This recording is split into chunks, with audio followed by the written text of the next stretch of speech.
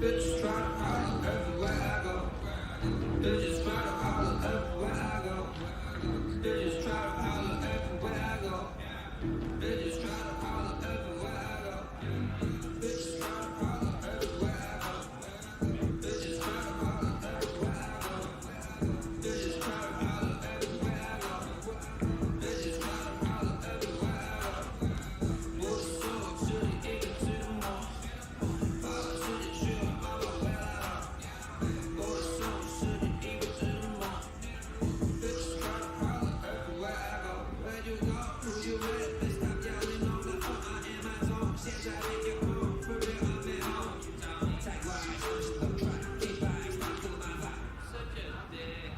Can't find, we should good life. This is a sugar version of what dedication. Potentially, no, who just do what is name on. This is for my mom. You ain't get your mind. But just for who she's trying to hold your mind. Oh, I got to Jackson. Who the Buddha vibe, I do a vibe. So it's a pay day. So I'm coming to the bay, to the LA, to a high lane. Just swap it with yourself, mate. Today, I'm sharing straight in. But again, you need your hey, hey. They just do it, hey, hey. When you're gonna hey, hey. But the joke, I'm talking guy, baby. Bitches try to holler everywhere I go. Bitches try to holler everywhere I go. Bitches try to holler everywhere I go. Bitches try to holler everywhere I go. What's up to the end to the mall? Holler to the trip, I'm a well out. What's up to the end to the mall? Bitches try to holler everywhere I go. You can get business all day. Real if I'm they might get. But the chicken is all day. Tell the who is a touch it up in all way. Slipping the body the whole way. Some of the jackets into a way. Just a whole is a shout. Don't wanna do something that took you into a bay. Watch your back. Gang, gang, gang, gang. Bitches try to holler everywhere I go. Bitches try to holler everywhere I go. Bitches try to holler everywhere I go. Bitches try to holler everywhere I go. What's up to the end to the mall? Holler to the trip, I'm a well out. What's up to the end to the mall? Bitches try to holler everywhere I go.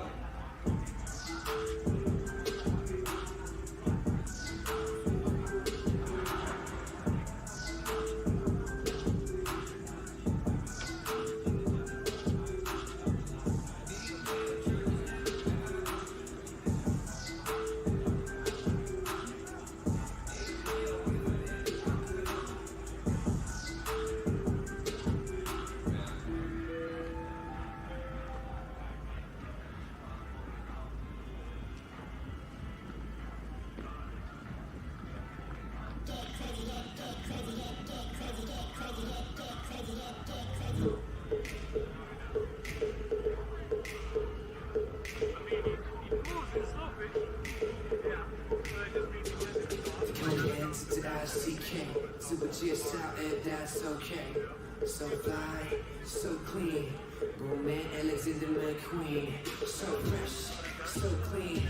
To be hot, about to kill this bit. Hands up, jeans down.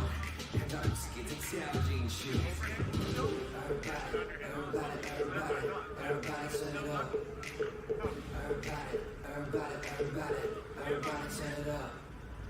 希望这种感觉就跟着节奏 go crazy， 不能轻言轻话，我就是要 go crazy。我把头拍打碎，我让第一发挥，不能轻言轻话，我就是要 go crazy。Turn up，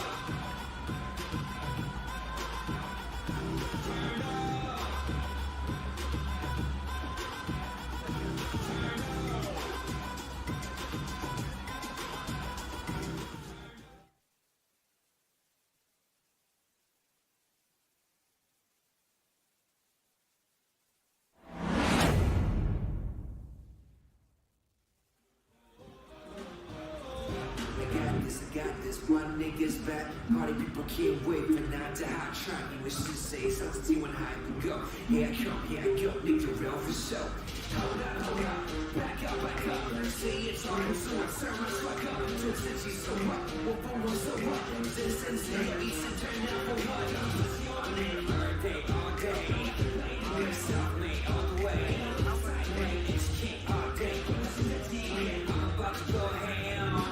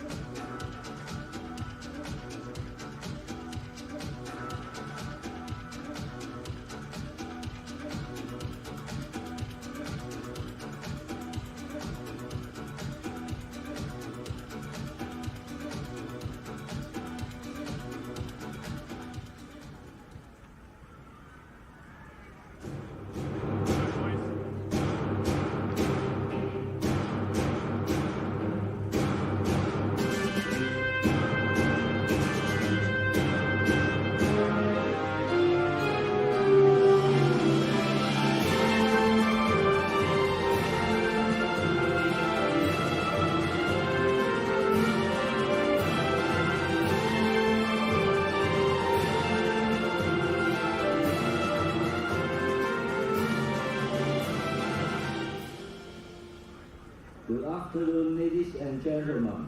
Welcome to the Central Harbourfront Event Space, Hong Kong, China. Here on Bohemian time for game number 38 of the second edition of the WBSC Baseball5 World Cup between Chinese Taipei and France. Represent the visiting team of Taipei. Chinese Taipei are the starting pair. Number 47, Xian Ji-Pei-Hua. Number 1, Sei Yu-Ying. Number 42, Qiu Chu. Number 17, Choi Yu-Ho. Number 6, Qiu Yi-Ling. And the rest of the players are number 56, Li Chun-Shin. Number 7, Chong Yi-Yu. Number 5, Chou Ka-Yi. The head coach, Yang Yik-Sang, and coach Li Pu-Yu. Representing the home team of France are the starting players. Number 6, Omar Dioden. Number 7, Nafon Teju. Number 2, Luca Debu. Number 1, Amina Khaled. Number 4, Om Buka. And the rest of the players are number 5, Lena Salem. Number 3, Damian Hagio. Number 5, Jean Uber Kuzan. The head coach, Steven Levaru, and coach Lazel Dekavida. The officials for this match are open official Novaja Hamid from Malaysia. First base official Alicia Chiconi. Second base official Tony Jones from USA. Third base official Chong Wei-Yu from Hong Kong, China. Table official Jackie Leung from Hong Kong, China. 各位先生、女士們，而家大會即將會播放中華台北會歌，請大家起立及肅立，面向會旗並隨舞致敬。Ladies and gentlemen, please rise for the anthem of Chinese Taipei.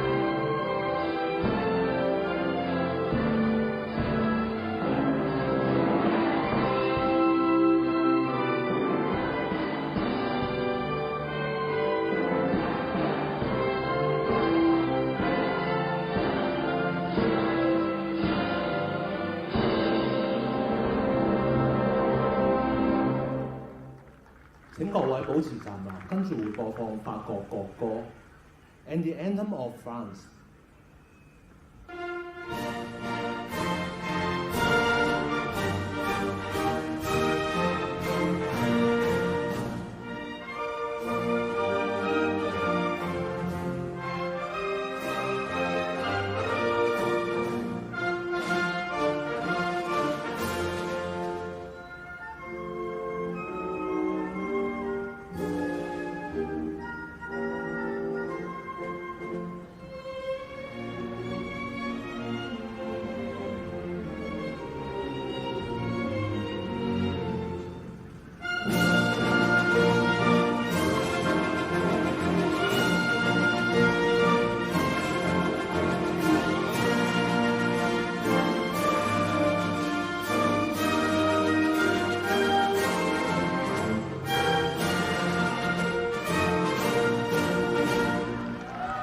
請各位坐下 ，Please be seated。So welcome back to the Bohemian Court here in Hong Kong, China for the second edition of Baseball5 World Cup. This game we got Chinese Taipei heading against Team France. Chinese Taipei is the third place after the opening round, playing against France, finishing second in Group B with 4 wins after the opening round, and Chinese Taipei with 3 wins after the opening round. And this morning, both teams has played their first game, and both teams had beaten the opponent, where Chinese Taipei took down the game against Mexico 2-0, and Team France having a little longer match playing against Venezuela, winning it 2-1. So both teams has won their first game, and this is the second game and also the last game of day 4 of the Super Round. And I really think that that long 3-set match that France played might work against them here in the matchup against Chinese Taipei. Chinese Taipei had a much quicker and I guess you could call it easier win over Mexico. That's in right. Straight sets, a couple of low-scoring games. Chinese Taipei plays a lot of low-scoring games. So if they're able to keep the score down, keep the game moving, I think that works really well to their advantage. Chinese Taipei is ready to start off the first inning. Backhand toss by Team France, and the runner beats the throw. That makes the first base runner for Team Chinese Taipei. Off a good start, huh? A very good start. And this day has been so different from the first 3 days of the tournament, the group stage. In the first 3 days, a total of 4 games went 3 sets. Today, 4 games have already gone 3 sets as you get teams much more evenly matched when you get to the placement round and the super round. So it'll be interesting to see what happens. I don't know how you predict this one because they're teams that have kind of different styles, but already obviously a great start for Chinese Taipei. Ouch, it looks like there's a little injury on the field. Yeah, it looks like I stepped on the hand. Oh, that's a new one. We have seen all kinds of close games and all kinds of close plays at every base, but let's take a look here. I don't know, maybe not stepped on, but like kicked with a knee or kicked. Yes. Yeah, definitely a hand injury. I was told this morning, as you never like to see anybody come off the court, even if it's just for a minute, to get their trainer. Yeah, yep. Exactly. But talking with some of the WBSC media people about some of the collisions in this tournament and how, fortunately, none of them have led to serious injuries, I think we might need to put together a reel at the end of the tournament of just some of the explosive plays that you see from time to time. That's and again, right. not trying to make light of the fact that right now it looks like, unfortunately, this could be a more serious injury. What's interesting is that it wasn't one of the big collisions. You know, you see the big 2 players coming together, injuries, or collisions rather, with no injuries. This time, just a place, you know, bad luck, I think you have to put it to. It looks like he's in huge pain. It does, and bringing in multiple members of the training staff to take a look. So we're going to take a quick break, and I'm not sure whether or not he'll stay in the game, but we'll come back and update you in just a minute.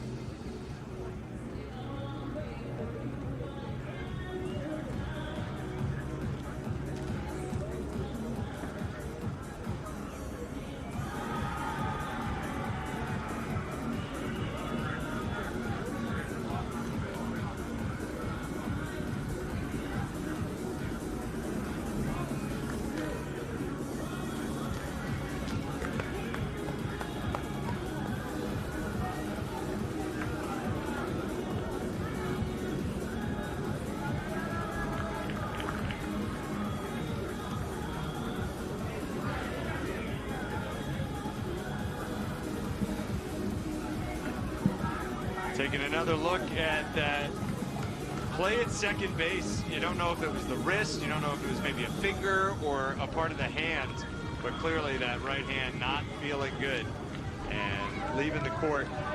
to get it looked at.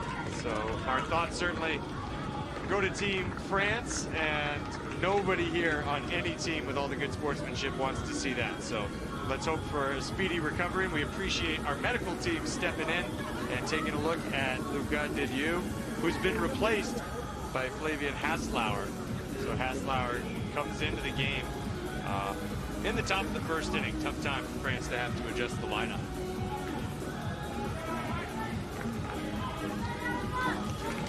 Chinese Taipei already a 1-0 lead. Hard ground ball up the middle, throw to the plate. Safe, 2-0 Chinese Taipei. Runner advanced to third base.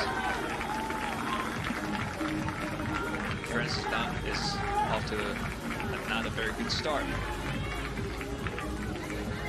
It's definitely going to be a test of their stamina and just how well conditioned they are.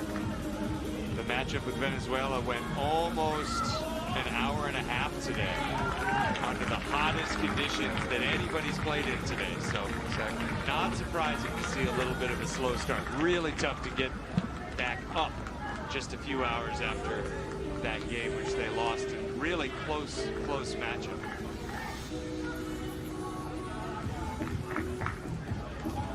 Like you said, it definitely puts them behind a little bit with those 3 sets with Venezuela. And on top of that, another injury. Get out of the inning with minimal damage, just give up the 3 runs. But I don't know, sometimes, you know, obviously you're not going against a good pitcher, right? So it's not like you need to beat a good pitcher to score more than 3 runs, but you're going against a good defense, which is like the Baseball 5 equivalent of a good pitcher. And it can be tricky to score runs against Chinese Taipei. They have one of the lowest run allowed totals in the tournament.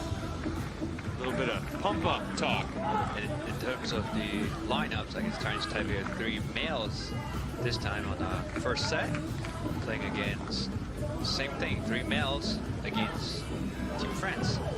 And that'll be flipped when we get to the second set. Close play at first base.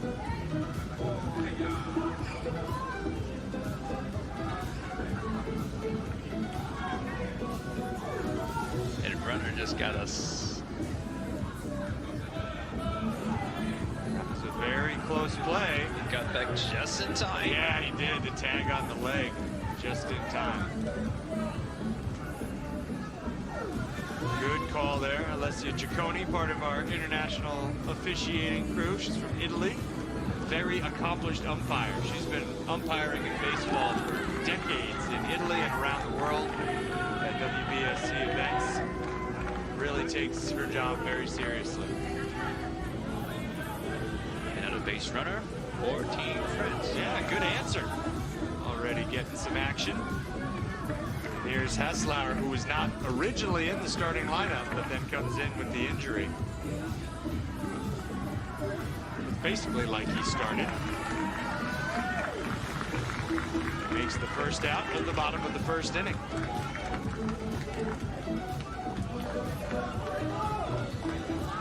You got to see the Chinese Taipei game this morning. What were some of their strengths in beating Mexico?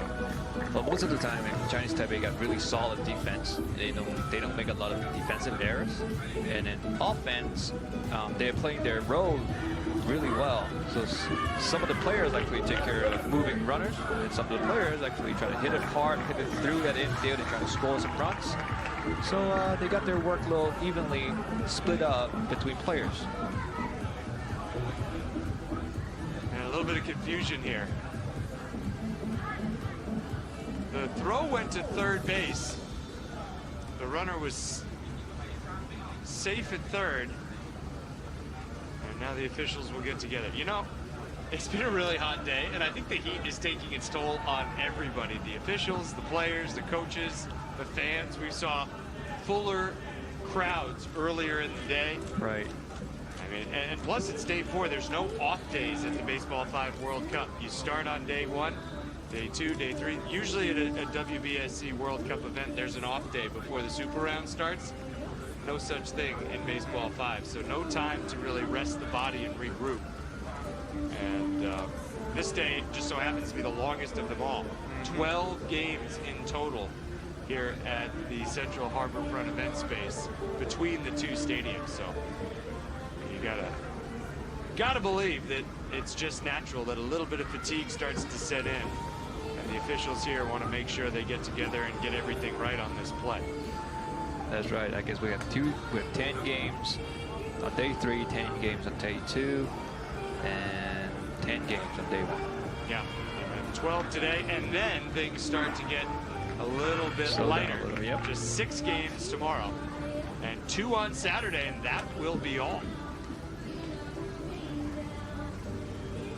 All right, so right now, the player who just hit the ball, Amina Talev, is standing on second, along with Haslauer, who's also on second. And there's actually 3 players for France standing on second base. Yikes. 2 of them are heading towards the France dugout. And you know what, since we don't really have the ability to hear what the officials are saying, we're not going to speculate. We'll step away and then come back when they sort it out.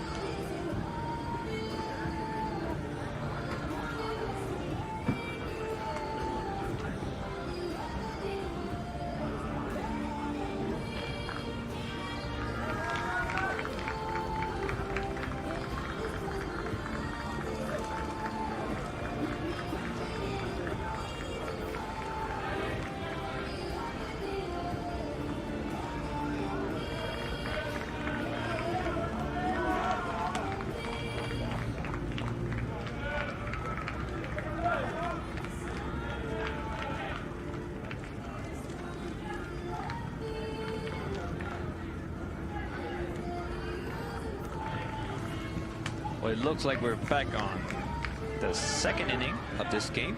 We'll come back with an explanation on that last inning, what actually happened at the bottom first.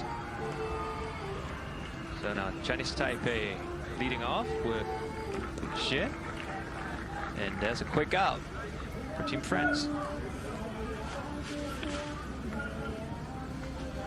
We'll see if we can get an explanation. None of the officials mic'd up in this tournament, so it's not like you can hear the conversation or they don't make an announcement like they would in certain sports where you're all of a sudden hearing from umpires, referees, officials. So we'll do our best here and get your word, but I guess we can take notes on this. Yeah. And probably next tournament, we'll have some of the officials getting mic'd up, that'd be pretty cool. giving us a little clue on what's happening on the field.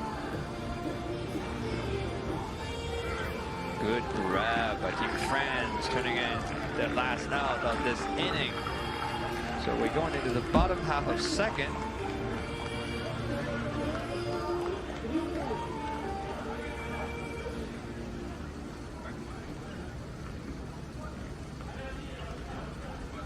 Chinese Taipei was the bronze medal winner at the 2022 World Cup. And this game actually in the standings is huge. Right now, both France and Chinese Taipei are 1 and 2. So the winner has a very good shot at going on to play on Saturday in the final day. And then the team that falls to 1 and 3, they might need some help. So Went through the left side. This is a base hit for Team France to start off the bottom of the second. France not going to go away just because they're down early. We've seen this team has a lot of heart. They hustle.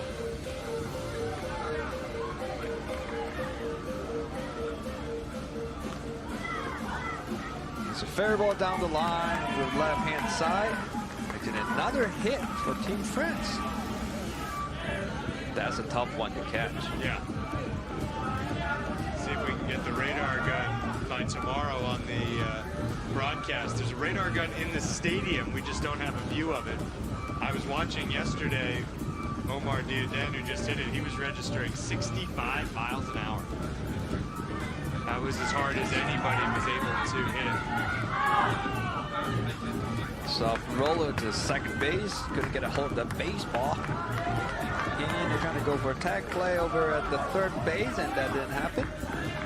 So now great opportunity for Team France to put some on the board. Now his base is loaded with no outs.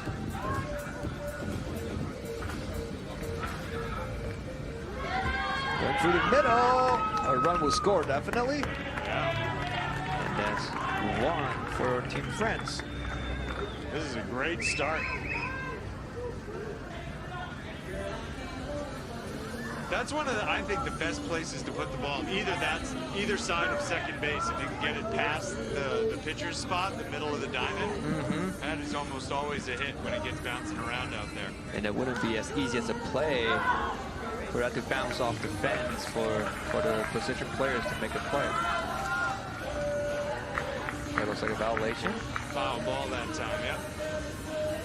Ouch. And sometimes when you're a batter, you just know. You just turn around and head back to the dugout.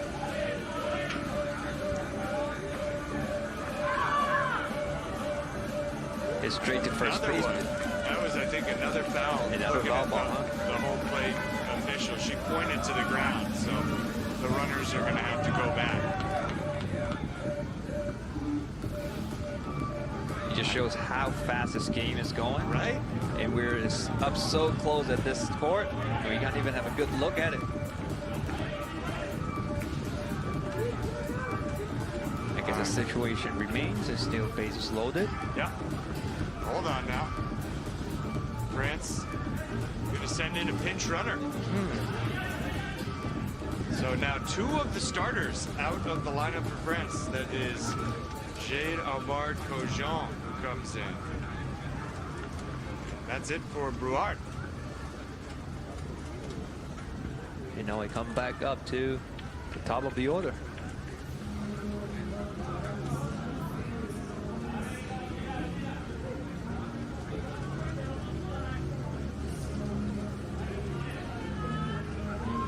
Let's see what Omar can do.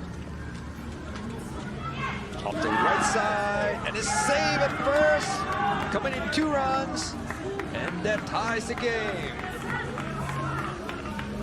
What a play. Big time. Safe, good call. We get to see it in slow motion. The officials get to do it in real time. That's And right. It's amazing how often they get it right. Well, it's not their job, but they get it right like every time. And it's always a bang, bang play.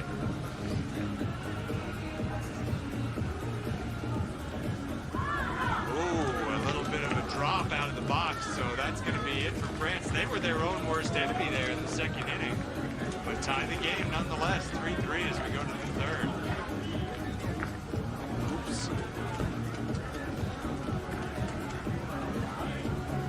We still haven't gotten Kenneth out on the Baseball 5 court to swing that right arm around. It is hard to get it past that no-hit zone. There's just a lot to keep in mind.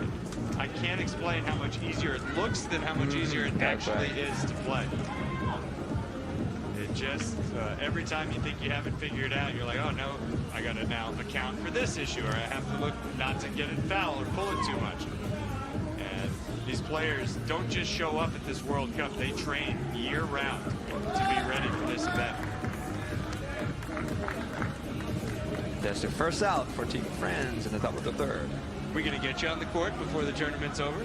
Well, yeah, possibly. Whenever we got a little break, we can head out there and try and see experience how hard it is. I like that non-committal answer. Probably. That's very diplomatic. As the good defense from France could be a quick top of the third inning.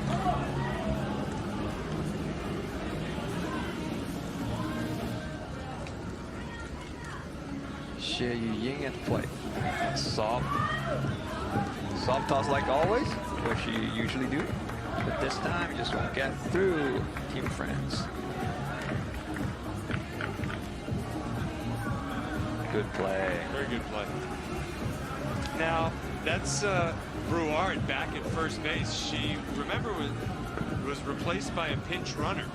So you can have a pinch runner come in, but then have the original player go back to first base. That's right. That happens a couple times during the games these few days.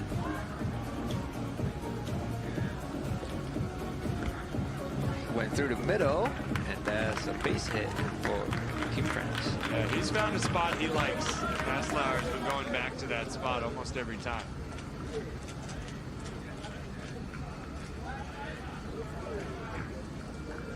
observation, most likely if that ball is going to bounce off the fence twice, they probably got a better chance of being safe at first. Yep. If you get it off both sides of the corner. Really, really good defensive play there to get the lead runner. Nice stuff.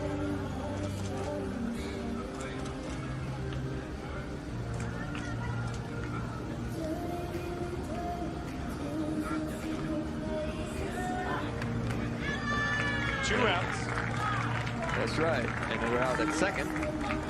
And for the last play, we can see possession players are actually trying to get out of the base path to avoid any kind of collision.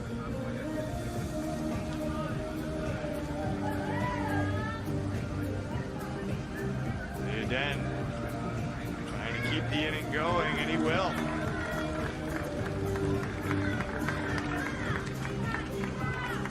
So this actually make it a little easier now for Team Chinese Taipei, where runners are on second and first, and they can just go to any base after they block down a ground ball. So I've noticed that too, yeah. You're absolutely right. Sometimes I think in this tournament, teams are okay with the bases loaded also, because it gives them that chance to make a force out at the plate. And that's the situation we have right here. They get tangled up at second base, but having fun with it. Still not too bad of a situation for Chinese Taipei. Just turn to any back would make that last out.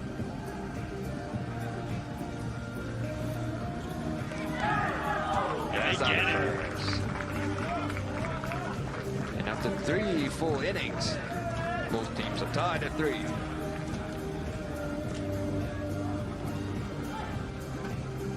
Boom.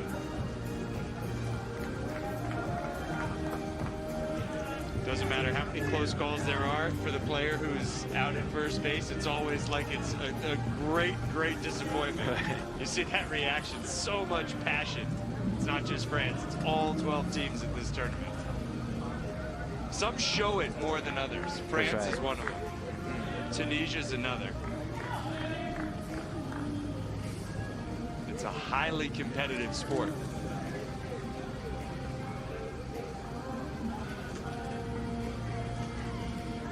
We're ready to begin the 4th inning. Choo-choon. Always the big windup. And that went over the wall for an out. When you explain Baseball 5 to people who have never seen it, it's hard to explain the concept that there aren't any home runs and that if you actually hit the ball over the wall, it's a bad thing. But once you watch it, you start to figure it out. The whole point of Baseball 5 is putting the ball in play, forcing the other team to make any big plays and throws. And there's another one. Yeah. Straight at the fence. That was an interesting approach in the batter's box. Chu Hao really threw it up in the air and then made contact. Most people hit it right out of their hand. They don't give it the soft toss to themselves. It didn't work out, obviously, but he did generate a lot of power. But it's a 1-2-3 inning, just 3 balls, and that's all. And look at us, France, in the 4th inning. After falling behind 3-0, they win this 4th inning, and Chinese Taipei would have to score. We'll see how it plays out. We've been seeing how that situation turns down for Team France after the tight game versus Venezuela. But now they're the home team. They get a little bit of advantage being at the bottom half of this game. A lot on that throw. In baseball, you oftentimes see more of an overhand throw, but in Baseball 5, it's almost always that sidearm. So we can see a couple of players, they like to hit it overhand sometimes. Yep. Just to give it a different look. Good block by Xie Yuying and turning it out at first. Getting the 2nd out of the inning. Well, this is a big chance for France, but not looking like they're going to get one here. I think it will do any better starting off from the top of the lineup again. That's a great recovery play. It was caught. It was caught. The inning's Looks over. like it was caught. Yeah. It was a great catch, too. Off one player to another. Watch this. Pops up in the air. Diving catch. Oh, yeah. That's teamwork. Oh, okay. We saw why Omar was actually arguing that he drops the ball on the fly. Yeah. That one, you know, the call is made, and they are going to talk about it. I don't think there's anything that's going to overturn it. It did look like he held it long enough, and then as he started to roll over and get up, that's when the ball came out. But I guess on the other hand, if none of the team officials actually see how that play goes, that is part of the game. Yeah. It's always part of the game. Totally.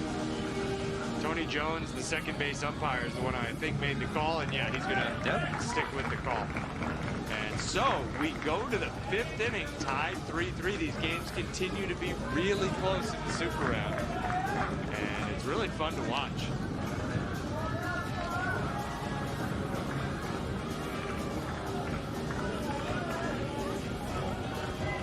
Where do we start in the batting order for Chinese Taipei? Top of the lineup, Shi Jiting Hawa.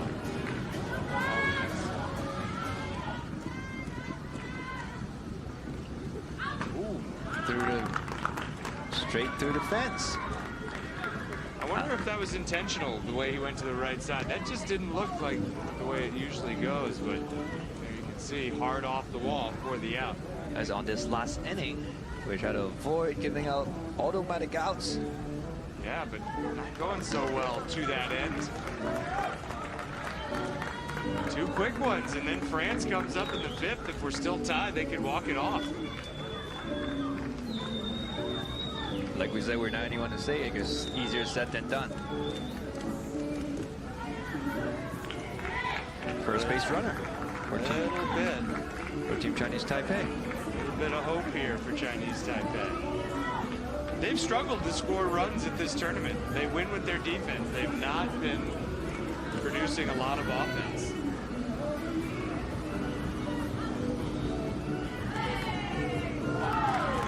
That will be it for Team Chinese Taipei at the top of the 5th. Team France may need 1 run to win this set, or we're going to extra innings.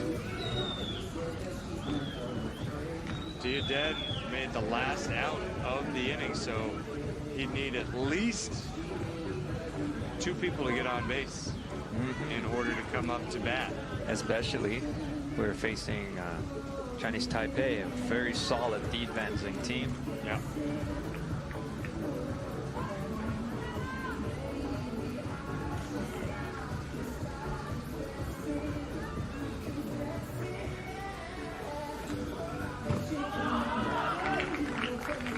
Out straight off the wall. That's really close. Not going so well for both teams leading off. No, it's really not.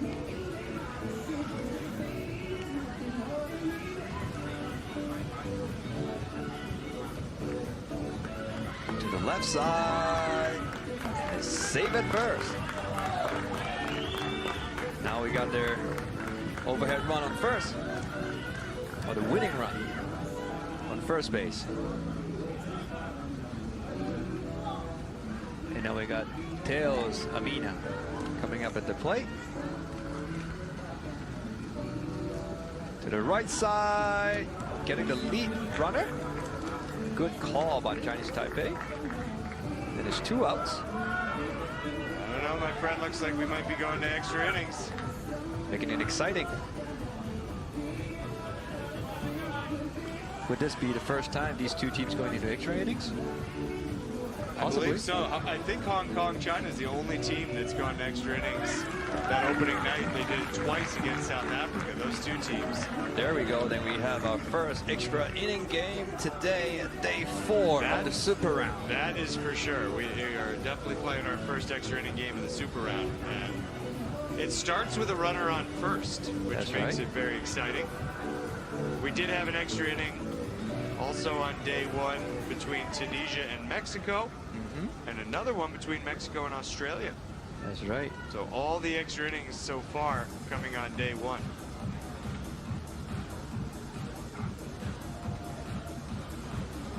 This one is going to be a little more important for both teams. It's going to put them ahead of each other. That's right. So that they got a better chance getting into that final game on Saturday. Yeah. This is the last game of the day for both. Tomorrow, France plays Cuba. So if you're France, you really have to win this game if you want to be playing on Saturday. That's right. But if you're Chinese Taipei, Same. you're playing Japan tomorrow. So good luck with that, too. Runner on first, throw goes to second, and it gets away. First and third, and a great start for Chinese Taipei. The play not over yet, but there it is, the dead ball on the timeout.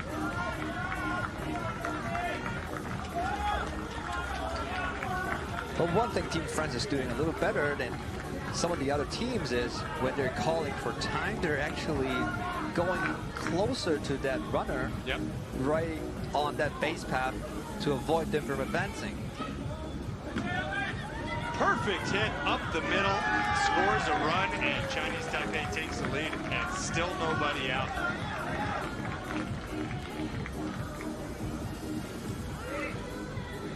Great play. France going to take the timeout, talk it over.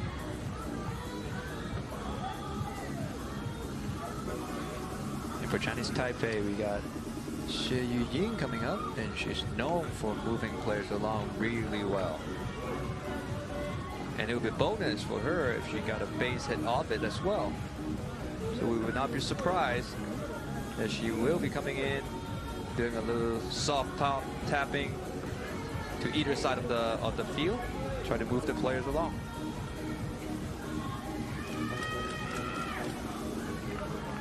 And I'm sure Team France is know better than all of us on how these players play. So tap.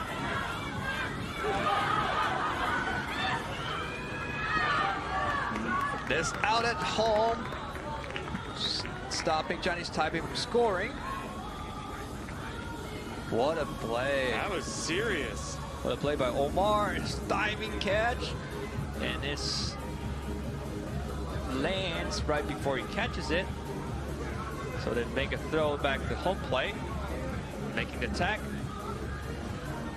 Avoid further damage from Chinese Taipei. Wow. That was not an easy play to make anywhere around the field, so tons of credit there. And on that play, I saw something coming off, like on the ground. It looked like a hairband or something, like a glasses or something shattered. A few officials quickly come up and clean it up.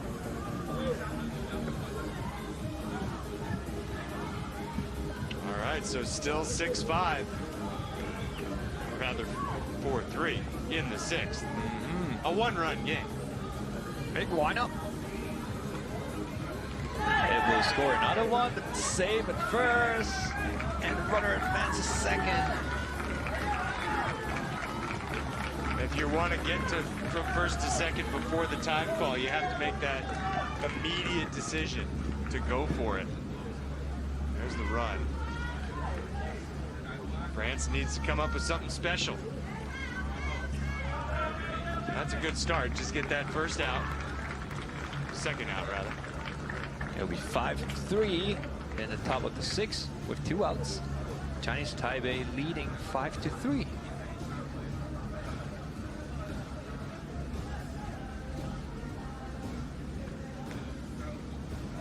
Again, as the games get more and more important, you see Slows the down a little. coaches talking more and more with the officials going to the table to consult with each other. Team France will have a better shot at it if it ends Chinese Taipei right here. So if you got 3 runs at the bottom of the sixth, it might be a little tougher for them. One thing we haven't had yet is a 7-inning game. We've had, like we said, a few games that have gone into extras, but they all were decided in the sixth. looks like we're ready to.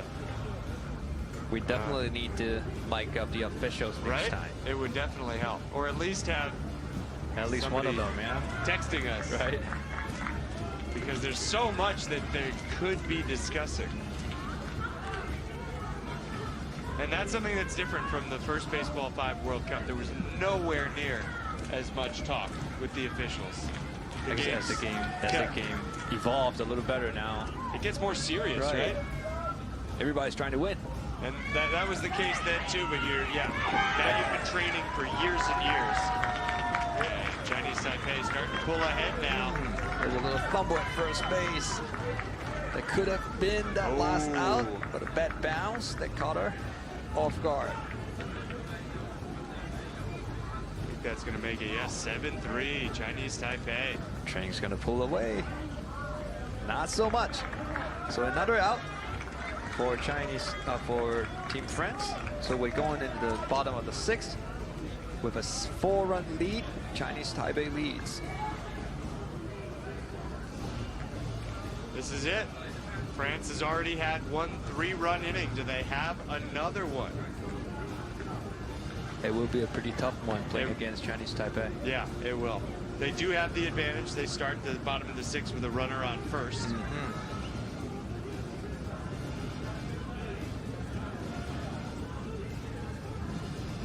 they're going to have to regroup, of course,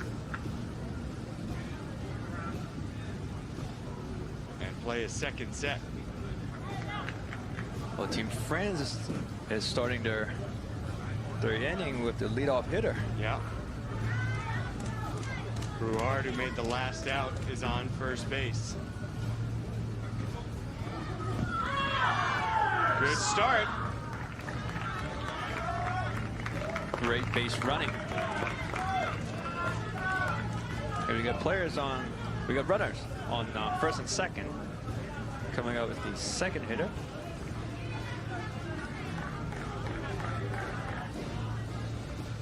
Try to clean up his shoe a little for better grip. France does that more than any other team. It's interesting. Is Like, it? I've noticed all week long, nobody else does that. France is doing it all the time. Maybe they just should come with, I don't know, a little more grip on the sneakers next year. Maybe it's time to change. I don't know who sponsors their sneakers, but you need a little bit more grip, I think. Shout out to the sponsors. Yeah, exactly. And again, another delay, and I don't understand this one. What's the holdup?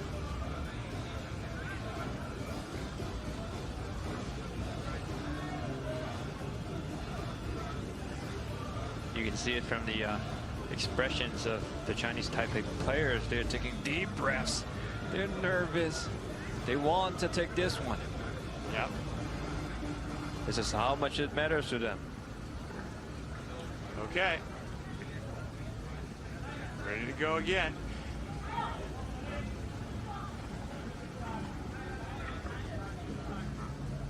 Somewhere cleaning.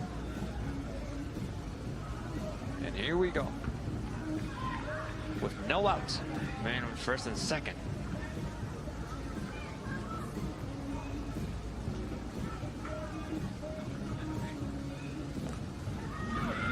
Through the middle. And coming in for score for Team France. Closing up the gap to 4 runs. 3 runs. After scoring on the plate.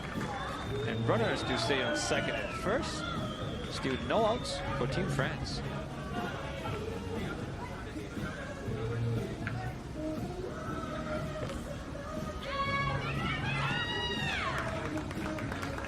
Another base hit through down the middle. Blocked down by Chinese Taipei, but couldn't able to make any play. This is great stuff from France. Base is loaded, nobody out. That's the tying run on first. This next play is huge. If you're Chinese Taipei, you can give up a run. You don't want anybody to get to second and third.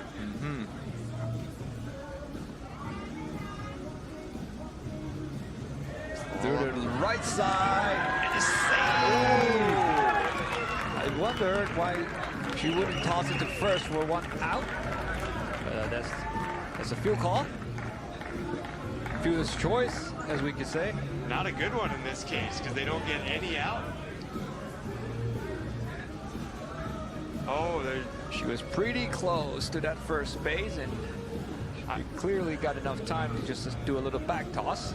My thinking is she was afraid that by going to first, then that the other runner run might would have come scored. in. Yeah, so she was That's protecting right. against that next run. But you don't know. You got to start getting outs somewhere, right? That's right. With yeah, especially with a 3-run lead, it's okay, I guess. Down to a 2-run lead now. Yeah, and still no outs. So Chinese Taipei, you see, had to take the time out here.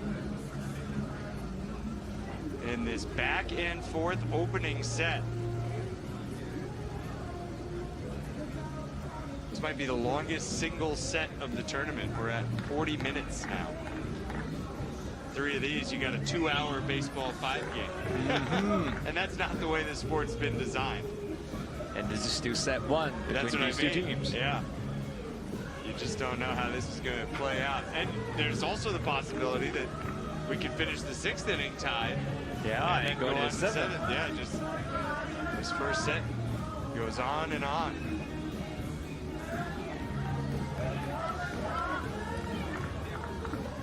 So in this tournament, whichever team wins 2 sets out of 3 would take the victory. So now we're on set 1 between Chinese Taipei and France.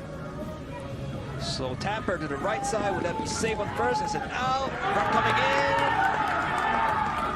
Wow. That's 2 runs.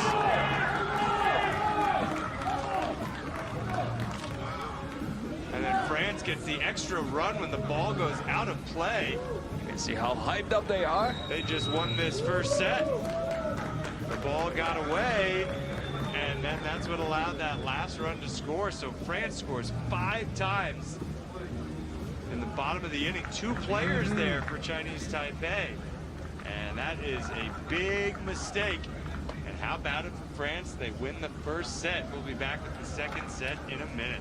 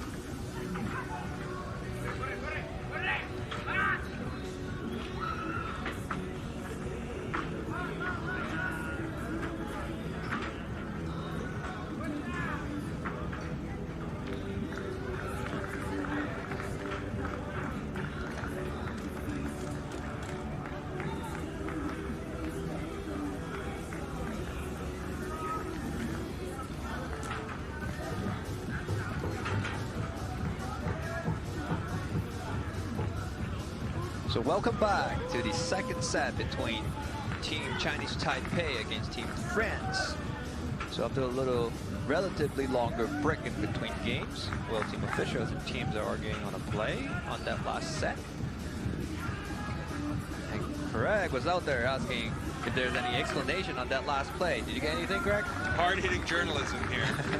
It was actually not the last play they were looking at. It was relating to the substitution from the injury. Oh, okay. And whether or not it was a permanent substitution or just a temporary injury substitution.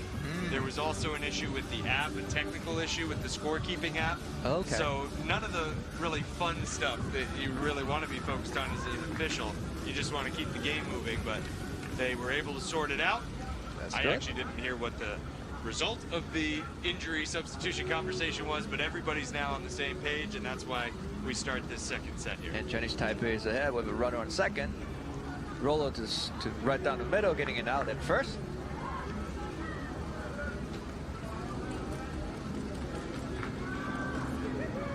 And we're, I think, rolling. I think we're just going to roll right through this second set, and if Chinese Taipei wins it, then we'll head right into the third set. It would be our third straight three-set game. And Chinese Taipei takes an early lead here.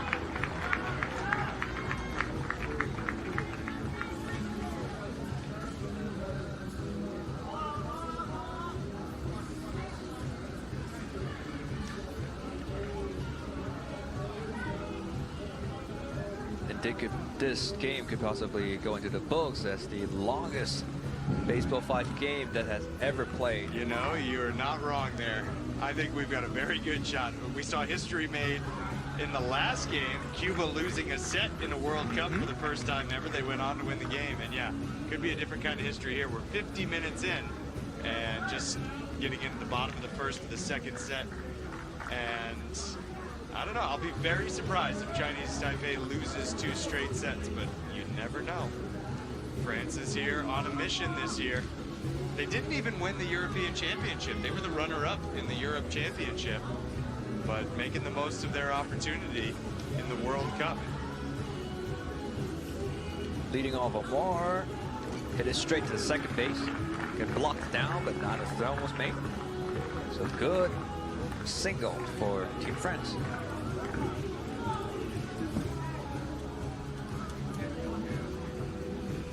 Well, usually one set will be done in around like 20 minutes, right? Yeah, 20 minutes.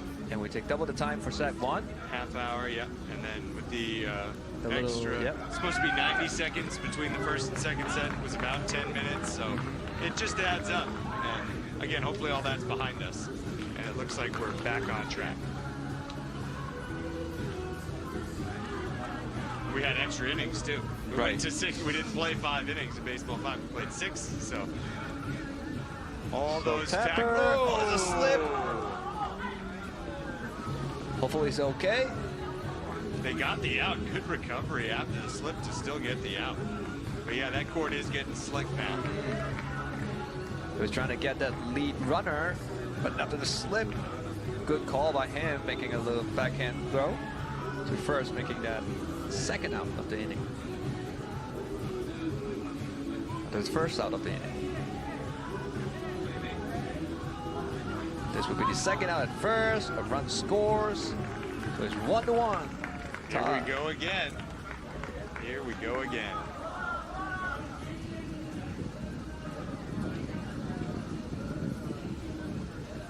You could imagine both teams are not holding back at all. Playing this as if their last game. Yeah. Good team play to Xie Yu-Ying, making a throw first. Ends the inning. So the game is tied. 1-1. Chinese Taipei and France.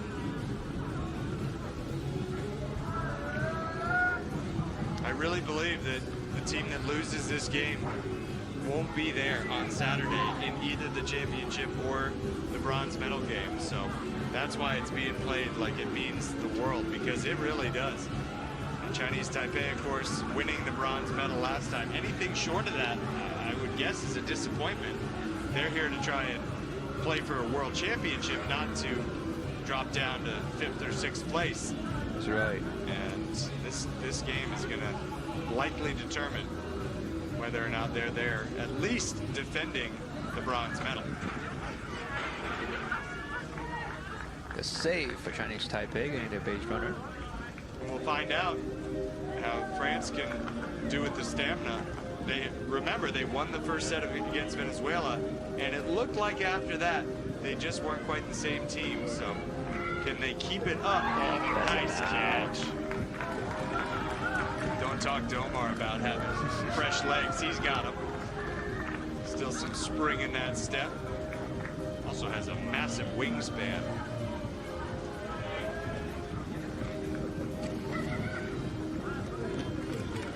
Routes in the inning.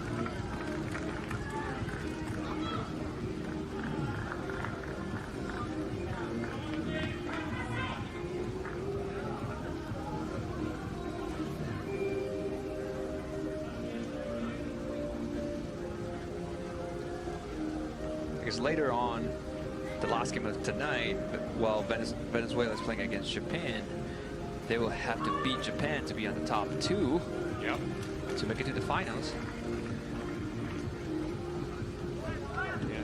And then tomorrow, Chinese Taipei is going to play against Japan.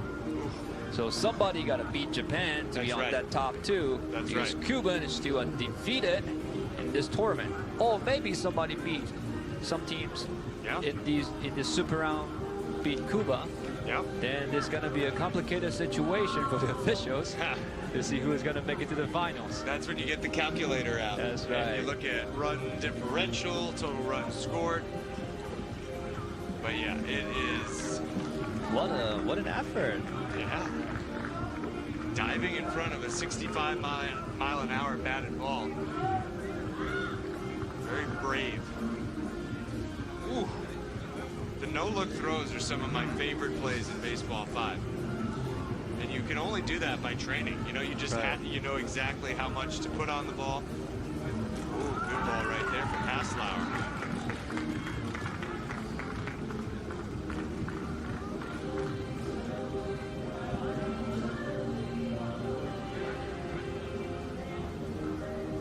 So Team France might as well take the opportunity to take a lead here with runners on first and second with nobody outs. This situation looks familiar to us. It does, doesn't it? Oh, good play by Chinese Taipei.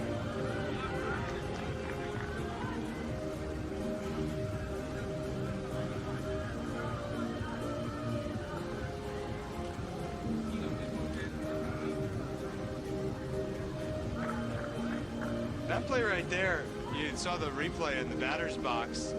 It was Salam. She started running as we get a double play to end the inning. She started moving up towards the front and then almost came to a complete stop before she hit it. If she'd stopped even like a second longer, she would have been out. Once your momentum starts going, you've got to hit it. That's right. And just gets away with it there. But France unable to score, so we go to the third inning, tied 1-1.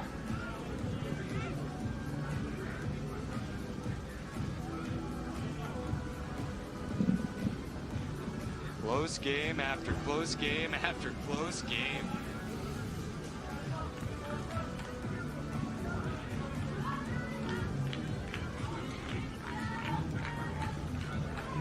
Nice catch.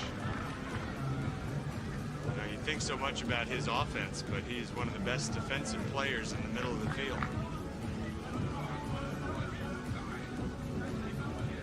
So at the other side of the field, Hong Kong, China beats Australia 2-0.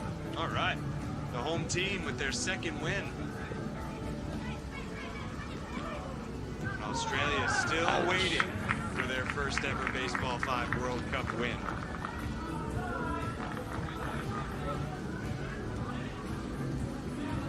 Looks like Omar was trying to show you more of that backhand no-look toss. Yeah.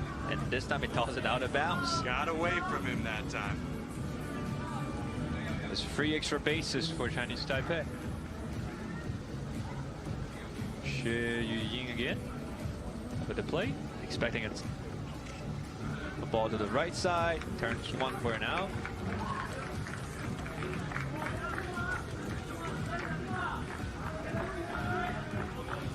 There's 2 out. Chinese Taipei has a runner on third.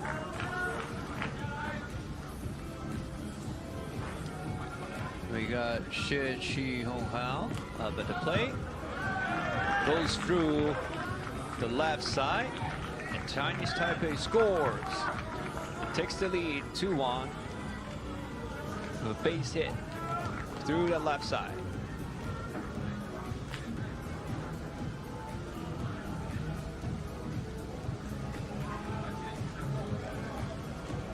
Sometimes it's funny when you expect that Baseball 5 to bounce around. It stays on the ground, not bouncing at all. And then Team France get the last out at first, making it an inning. So Chinese Taipei takes the lead, 2-1. It seems so far today that every time Chinese Taipei is taking a lead, France just comes up in the bottom of the inning and races it. They just get whatever they need to get even. Quick punch back. Yeah, exactly. Every time. Shi Ying, who is over at third base now. Not only a great Baseball 5 player, she's a great women's baseball player in Taiwan. And that's right. has represented Chinese Taipei at the last 5 editions of the Women's Baseball World Cup. Great catch, and as the throw across the diamond, getting the out at first. With all the compliments from you, making another great play. Right on time.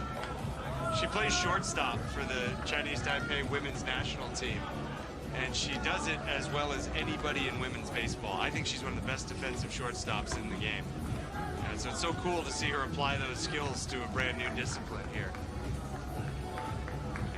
And there is so much crossover. You know, so many players in this tournament, they have backgrounds in baseball or softball. Other players, they're volleyball players first, or basketball players. They're all athletes one way or another, but it's really impressive to see what Shi Ying is doing on the Baseball 5 court. What's the hold up here?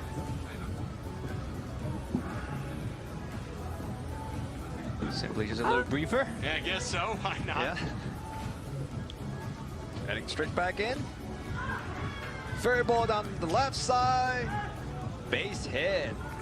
And good job by Omar Diaden to stay on second base and not let his foot slip off the bag. There's just a handful of times that I see plays are being made off that left-hand side, straight down the line, bouncing off the fence, and be able to make an out at first. You got to be super quick to make that throw, and there's an out at third. Great play by Chinese Taipei, getting the lead runner. Omar's got to get off the base. He was out. I didn't think there was really any question about it. Nice throw, and it looks like it's a really close call. A lot closer in the second look, but I don't think the officials should be coming together here. The call was made. There's no way to overturn that. And this was not happening at the last Baseball 5 World Cup. It's interesting to see how many more times they get together and talk, but it feels like all you have to do as a player or a coach is just complain, today at least. Yeah, and again, there's no need to have that conversation, in my opinion. I love that the officials are getting together and getting it right. But when you make the right call the first time, just because a player complains about it, you don't need to validate that complaint by having a conversation. And a good job by the officials keeping it brief. That's right. And just upholding the original call. Yeah, anybody who's ever played baseball, anytime they've ever been called out on a close play is going to say, no, I was safe. But that doesn't mean that you get the officials to change it or talk about it. And I guess this time we're not relying on any kind of slow motion replay. Correct, because that's not the nature of the game. The nature of the game is to keep moving forward and to play quickly. So that's right. I think it's good to not include replay in Baseball 5. And I think the officials are continuing to do a really good job to make these really hard plays. Oh, baby! How about that one?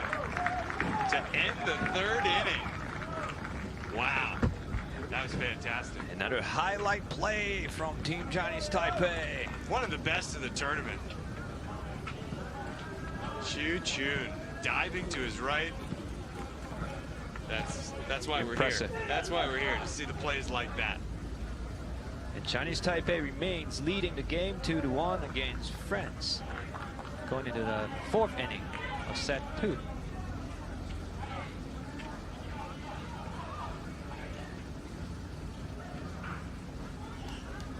France has took the first set against Chinese Taipei. And Chinese Taipei will have to win this set to go into the set 3. If France took this set, this will be over. With a blink of an eye, Chinese Taipei got a base runner on board.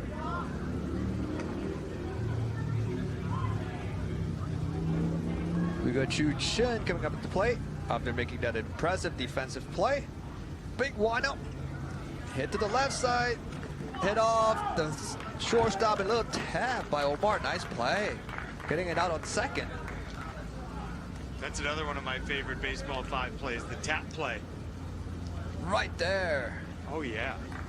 And you can't do that without practicing it. Like, That's it's a right. real art. It's a real skill.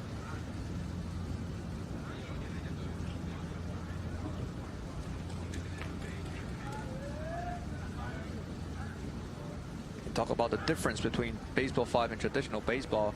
We probably just see middle infielders doing all these tapping plays, but in Baseball 5 we can see everybody actually doing tapping plays to first, second, third, wherever the play is. Just use it as a recovery play. That will give you an out. You're kind of the equivalent in traditional baseball is like flipping it directly out of the glove, right? Right. If you happen to be moving towards whatever base you need to get the ball to. Good one there up the middle. There's a bait. That's out at third. Not a good base running decision there. I would have stayed at second base. I guess another difference is Baseball 5 players tends to have more chance of letting the ball go past them and bounce off the fence. Yep.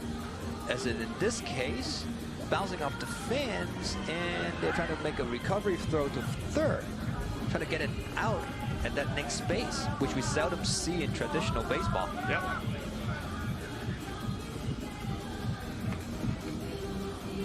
Whereas traditional baseball, you're trying to block that ball down no matter what, trying to not let it go past you.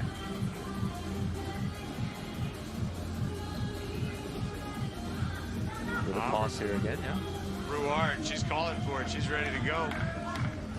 Ruard and then Omar Diaden and Haslauer. It's 5-1-2 in the lineup. France down by a run. Nice play. Shi Ying, probably the most accomplished shortstop infielder in this game between these two teams. If the ball keeps finding Xie Yuying, he'll be outs after outs. Go through the middle. And that's safe for Omar.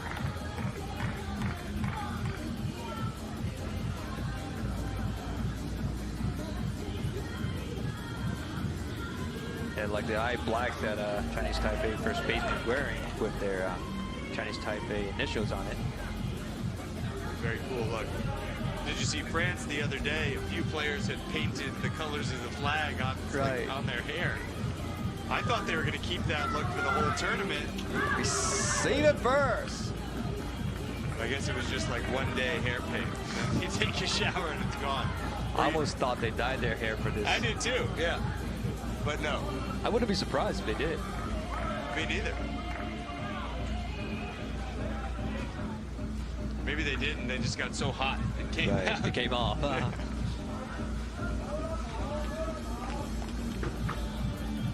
Big situation here for Chinese Taipei. We need a batter.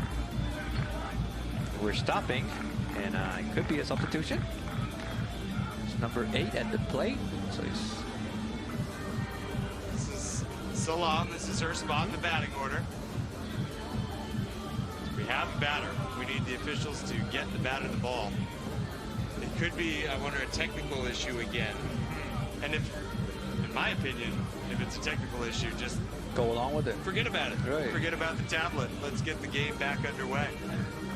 Oh, this is a big moment in the game. Bottom of the 4th inning, 1-run difference. You You see the batter asking, all right, here we go. We got one out. Runner on first and second. Another out at first. The run is coming over. It's safe. Oh, I don't like that decision to throw to second. That's not the kind of play Chinese Taipei usually makes. It could have been that last out on second that we understand. We knew exactly where it's coming from, but it's a very low probability play. That's right. Yeah. And good base running. Great base running. You knew it was going to happen as soon as you threw it. The risk reward there, it just doesn't line up for you. And so a tie game. Because now, especially with 2 outs, the next play, if you get the out at first base, that runner doesn't matter at all. Right. So that was a big mistake by Chinese Taipei to allow France to tie it up. 2-2, another tight one, going to the 5th.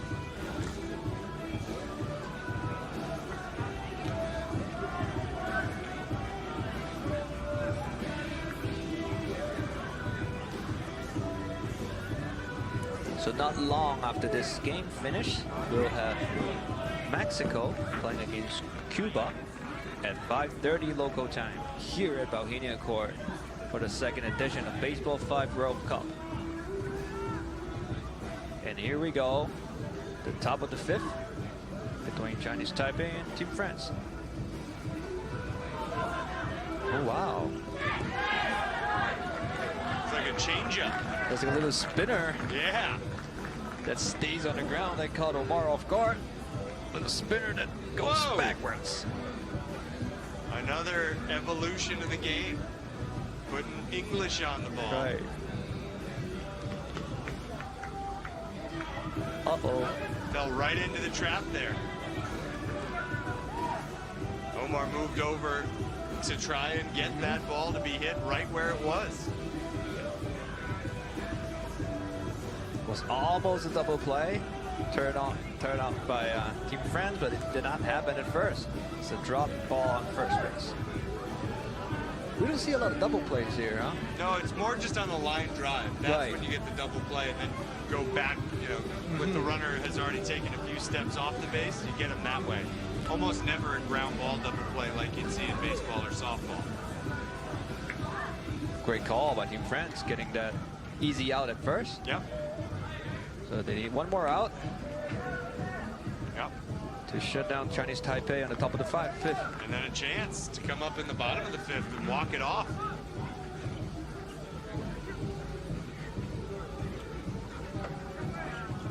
Oh no! Uh-oh. Popped out by Xi Yuying. And this is a problem for Chinese Taipei, France, with the game in their hands. One run, all it takes. Otherwise, guess what? We're going back to extra innings. We can see that pressure that kicks in on the players. And you can see the Mexico team, they're about to take on Cuba after this one, and I think they're realizing that game's probably going to be delayed a little bit. It's supposed That's to right. start at 5:30, but we'll need at least 20 minutes after this one's done to get that one started. And that will be another exciting, important game for both teams. Very much so. If Mexico loses that one, then they won't be able to reach either the bronze medal game or the final. So everything on the line for Mexico in that one. That's the line drive caught. Nice catch. What do you say, partner? Are we going back to extra innings again? It's starting to look that way. I would love to see that.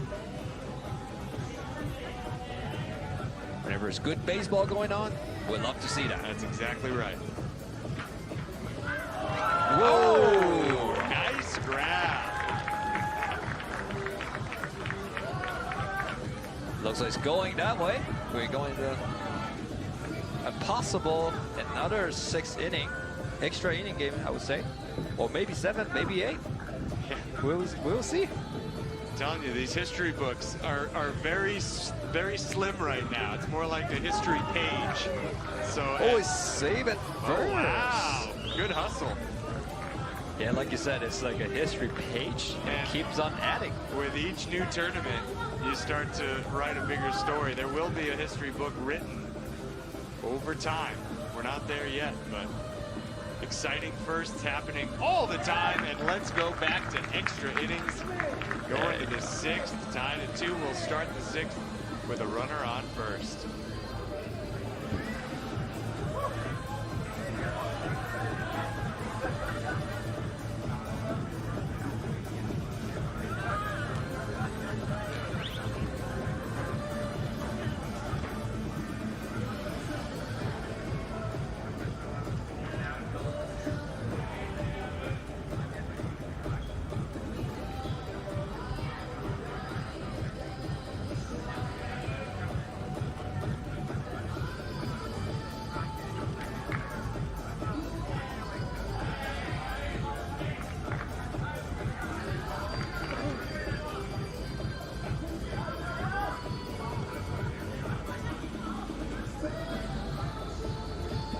Here we go, 6th inning for the 2nd straight set going to the 6th. A bunt, a bare hand, as they all are, and over to first for the out.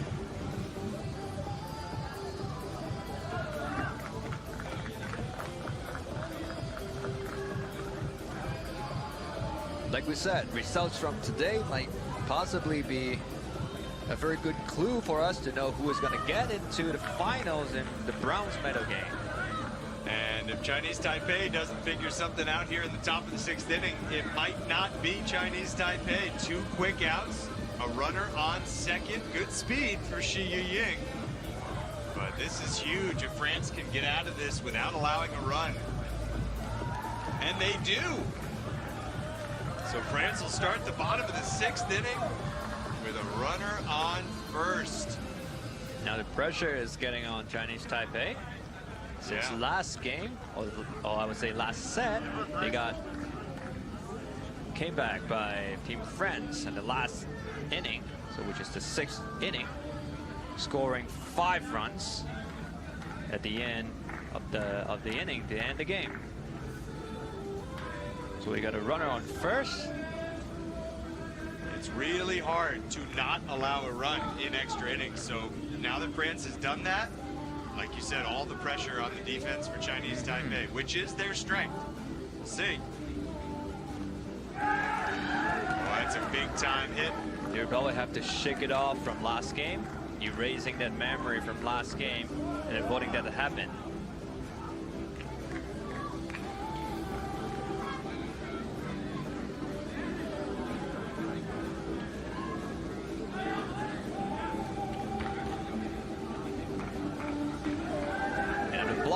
Getting it out at first, which we got runners on second and third.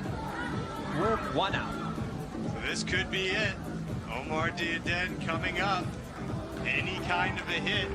And I think France is going to celebrate moving to 2-2 in the super round, while knocking Chinese Taipei back to 1-2. Another timeout. Yeah, you got to. Can't take it with you. I guess more or less now towards this stage of the game, it's more the mental side of things, more than physical. Yep. France using the timeout to talk their own strategy. The base runners coming together with the hitter. So I think we could just have one more swing of the arm left, and that would be it. Timeout coming to an end. There it is. It's a 30-second timeout.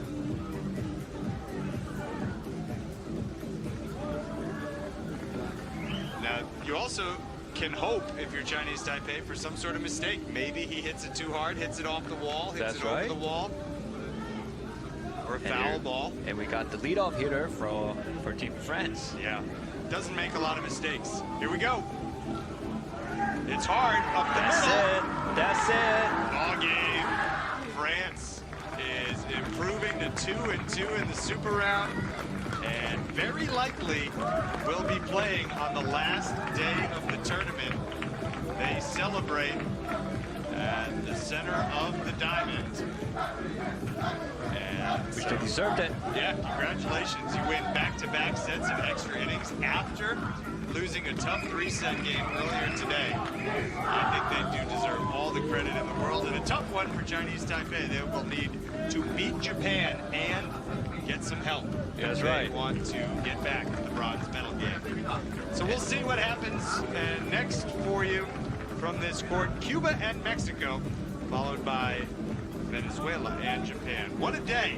Baseball 5 Super Round. Kenneth, thanks for your work today. We'll be back nice with working you with you. tomorrow, partner. And take care. We'll talk to you soon with Mexico and Cuba.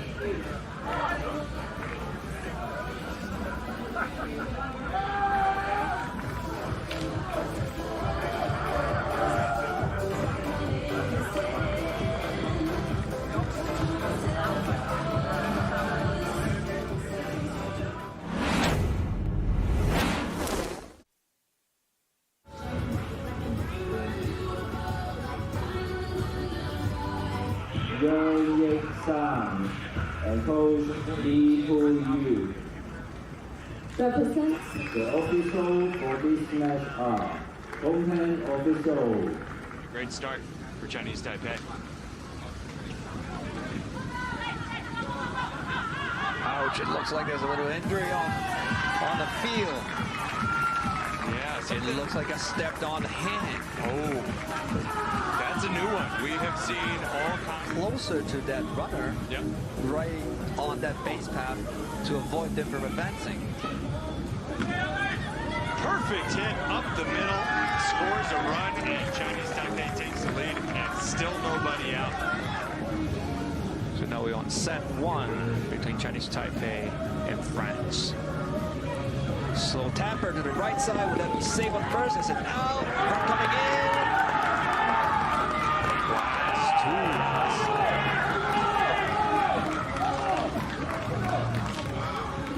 And then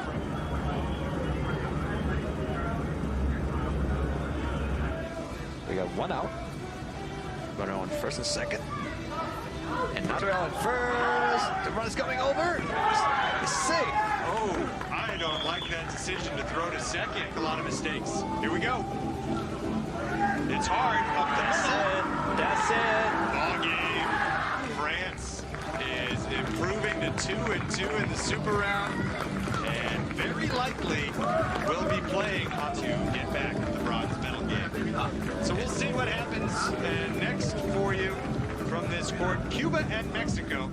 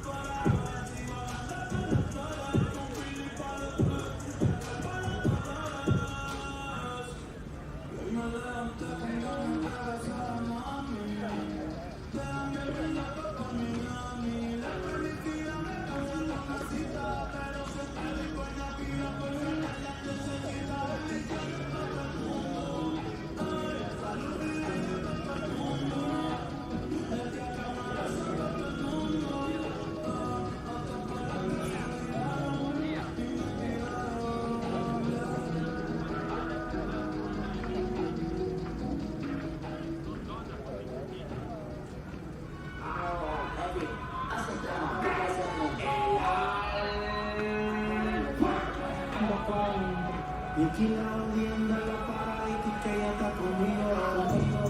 Corriendo ley, como de broma, la canción delincuente. No, la calle está caliente. La mamá dijo tú me rimito a mi gente. Corriendo ley.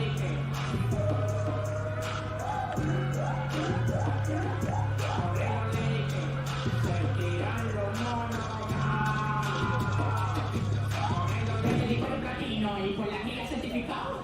Yo voy a la carrera que ya tienen miedo de clasificado. Este tiburón se come lo que cago, como un carro no lo tengo ubicado. Estoy para lo que me mira, hermanito, lo tengo becado. Ninguno sonando, para que sepa me lo están mamando. Cuando termino jugando, los otros jugadores lo siguen chupando. Con ustedes me cruzo, que no tiene aquí. Puse la nombre de ustedes, no tengo maní en ninguno lo aquí.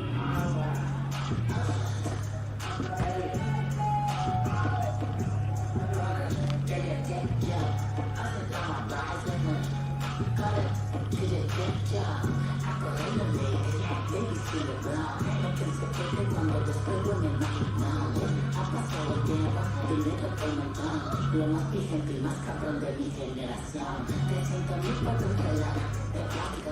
Richard, no tengo dosis, se siente fantástico. Que si mi boca brillo cuando mágico. Llevo tiempo tirando la funda, parece que el dinero es elástico. Corriendo leyes, se gobierna la tuya. Siguiendo ti la mano de tu jefe, mi ciudad. Me busco mi dinero fácil, como un estudio.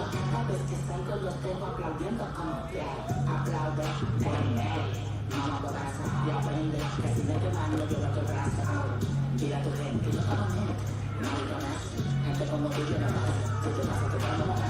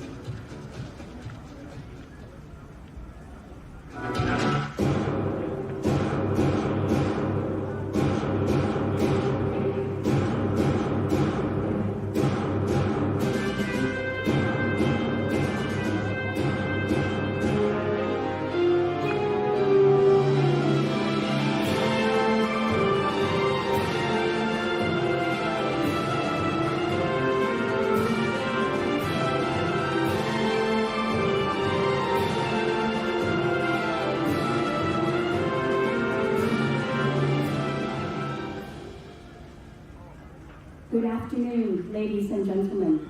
Welcome to the Central Harbourfront Event Space, Hong Kong, China.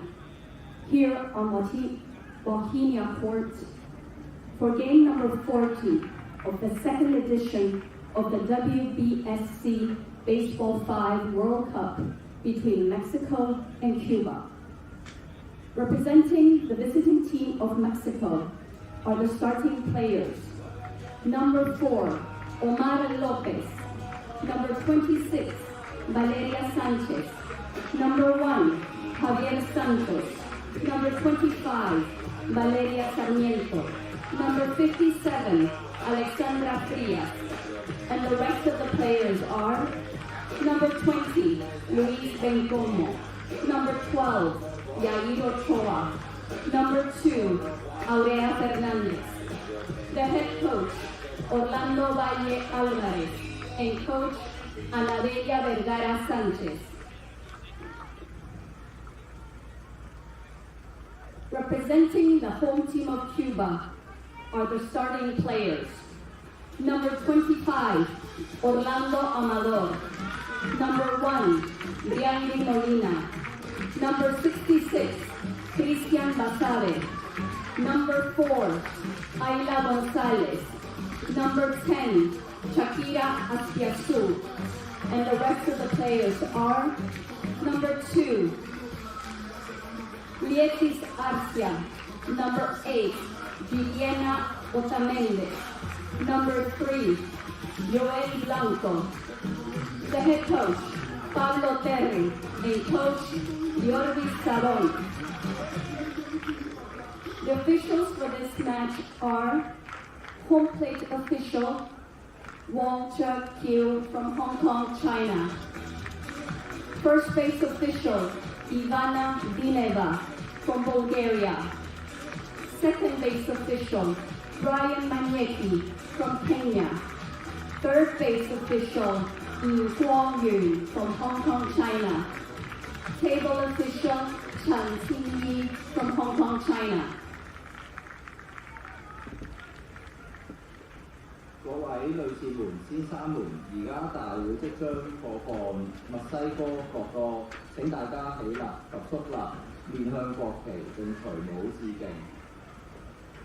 Ladies and gentlemen, please rise for the anthem of Mexico.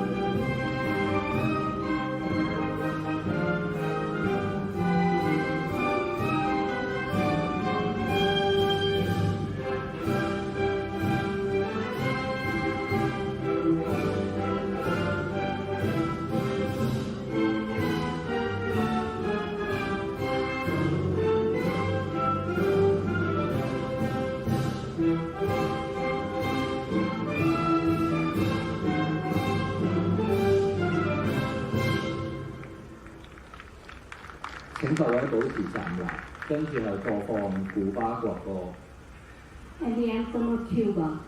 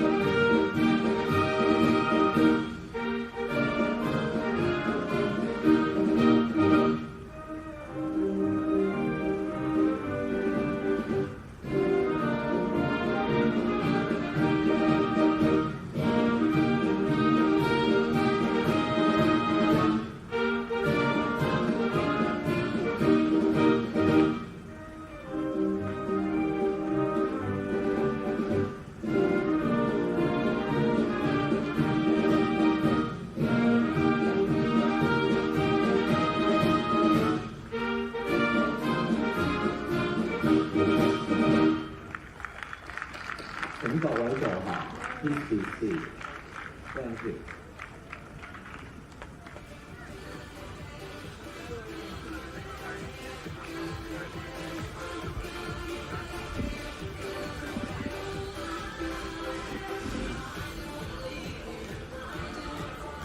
4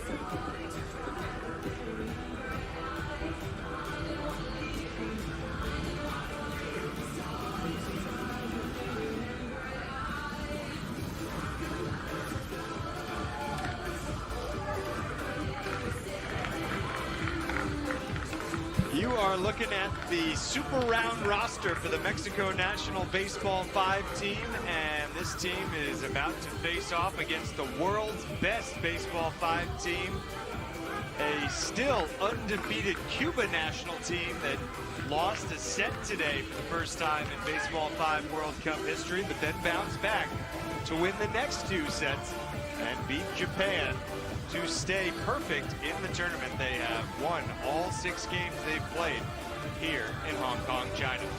Craig Durham, happy to have your company as the evening turns in tonight at the Central Harbourfront event space, Victoria Harbor, downtown Hong Kong, the backdrop for this second ever Baseball 5 World Cup.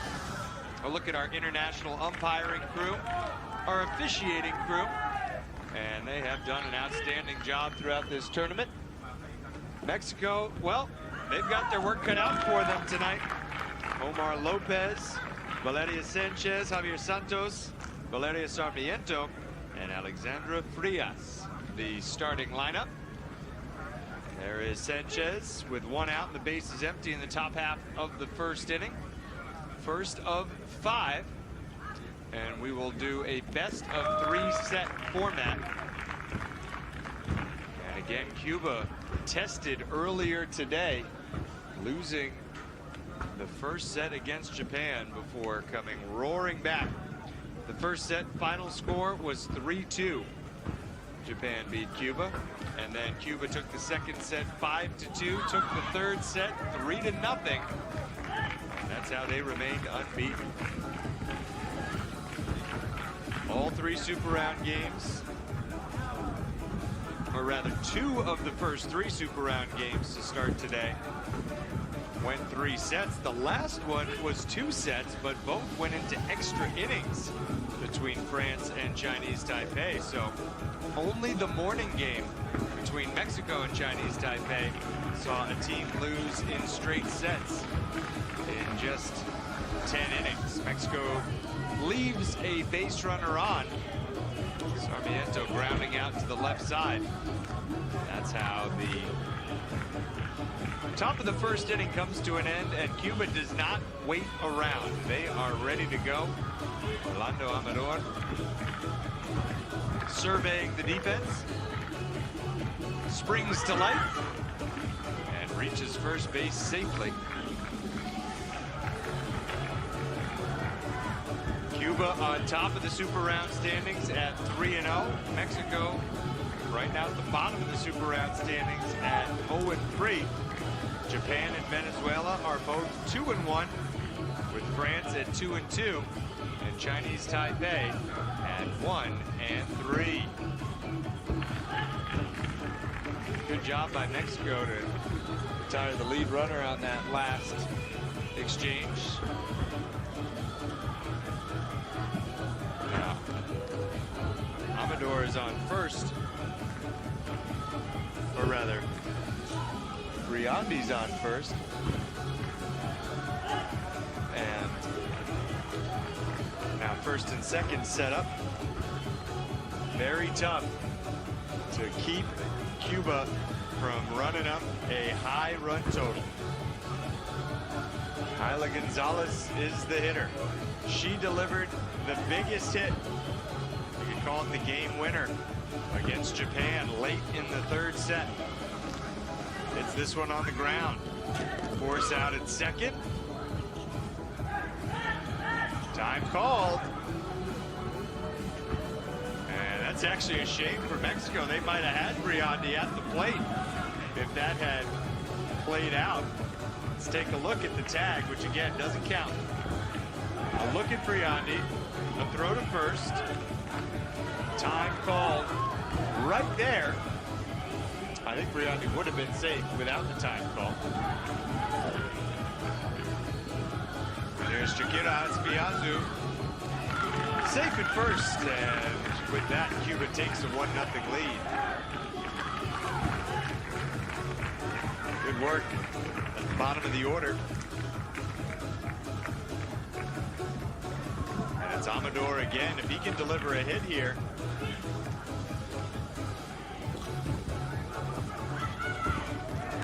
a would have added another, but instead a good defensive play. And just one run for Cuba in the bottom of the first inning. They'll take that lead into the second.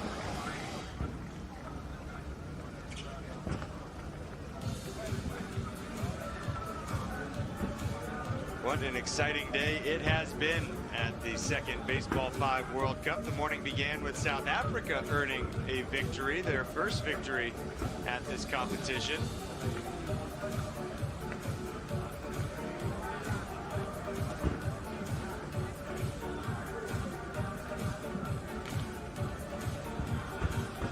Then the Chinese Taipei win over Mexico.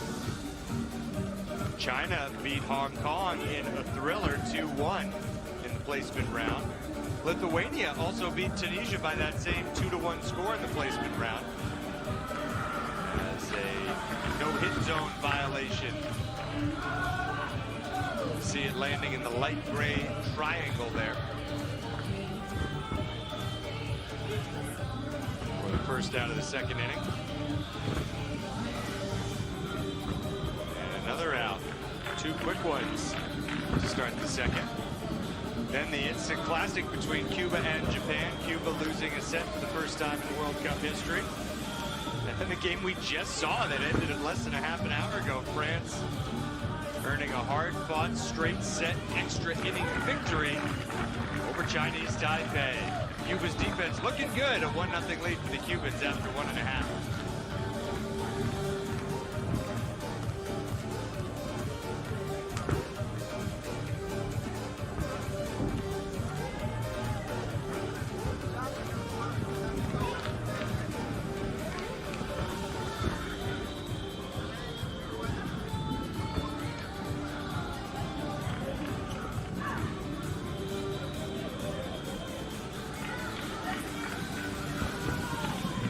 Briandi leading off with a hit. Even if that ball had been caught at first base.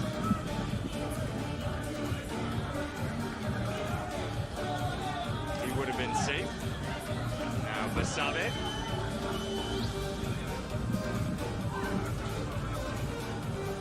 Kicked around a little bit in the infield.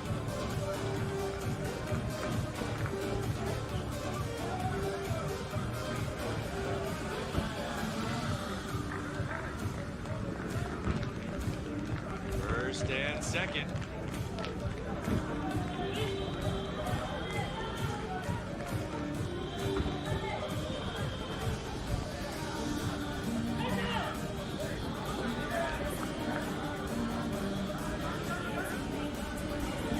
Timeout being called here.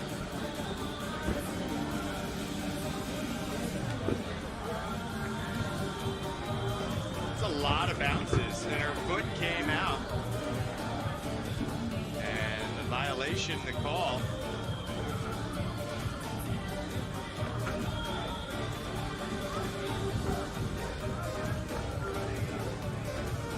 We're going to have a conversation here.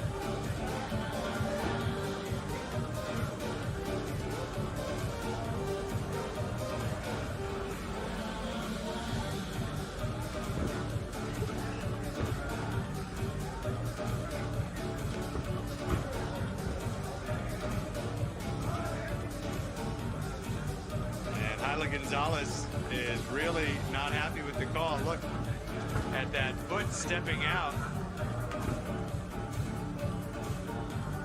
Now we're in the minutia.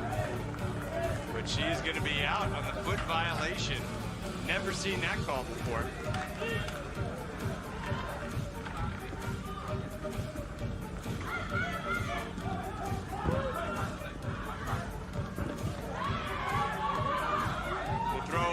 Tag, Basabe is out.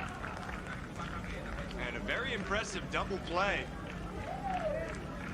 Cuba just a 1-0 lead going to the third. How about Mexico?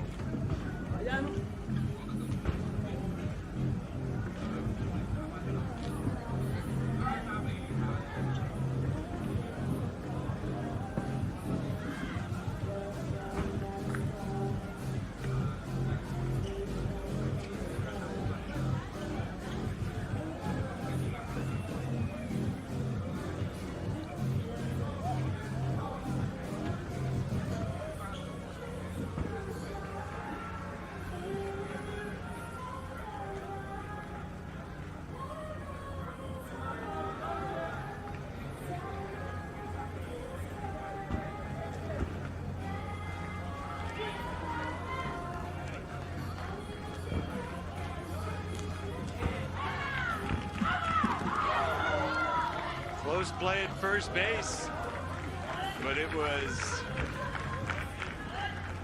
mishandled. Oh, that's not something you see very often from Shakir Aspiazu. So sure-handed as a first baseman.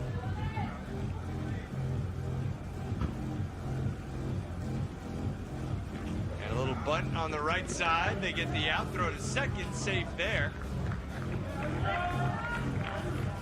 And a successful bunt, kind of a sacrifice bunt, the Baseball 5 equivalent. Javier Santos on second base with just one out. Mexico trying to get one across, trailing by 2.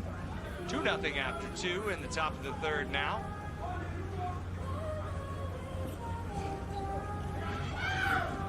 And a great tactic there by Briandi. He charged the first base side. The hitter, seeing that, decided to hit it third base side, and that played right into the Cuban's hands. There's Briandi, and then the ball goes left, right where the runner was headed. Amador makes the tag. That is awesome strategy from the Cuban national team.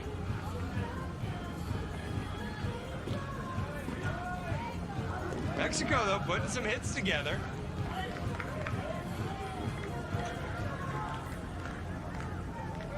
Nice job finding a hole there on the left side.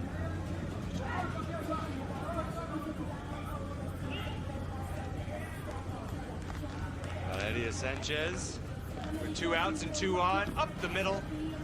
And that will retire the side. After 2.5, it's Cuba 2, Mexico nothing. This is the 4th. Now let's make it the 5th game of the Super Round on this Thursday from Hong Kong, China.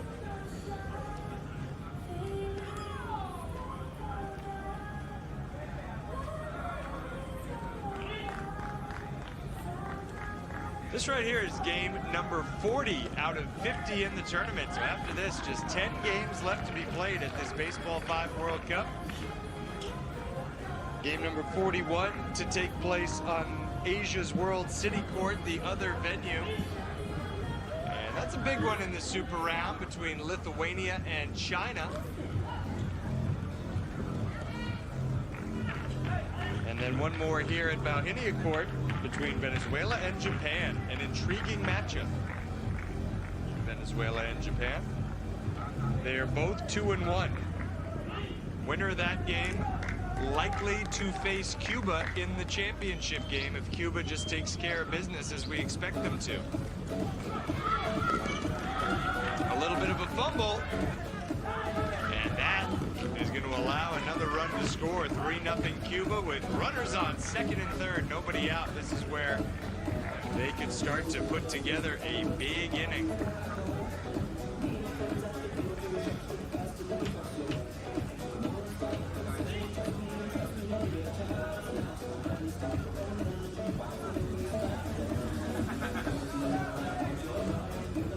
Isla Gonzalez. No-hit zone violation. In real time, that didn't look like a no-hit zone violation. Let's see in slow motion. Whoa. That was not even close. That was well beyond the light gray area. So maybe it was a foot violation again. I don't know. It was not a foul ball. That's an interesting call. Aspiazu bangs it off the backboard. And so, that's the second out at the bottom of the third.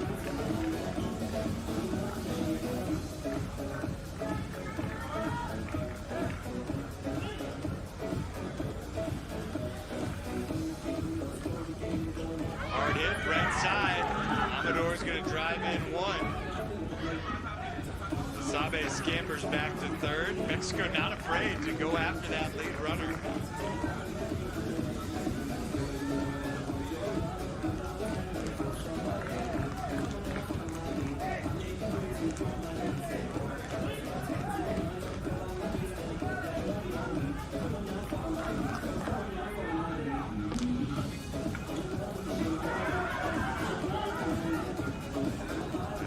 One going to score for Cuba. I think Amador is going to be sent back to third.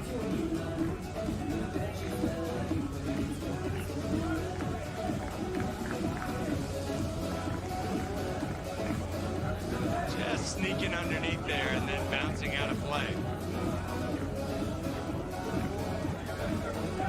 Here's Basabe trying to keep this inning alive. Out at second. So our score after 3, Cuba 4, Mexico nothing. Tight baseball 5 game. Heading to the 4th inning.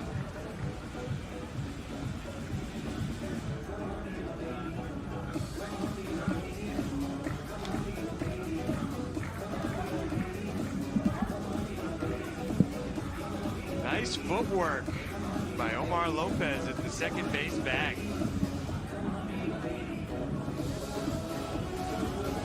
It's a different kind of feel when Cuba plays here in 2024 than when Cuba played in 2022 in Mexico City.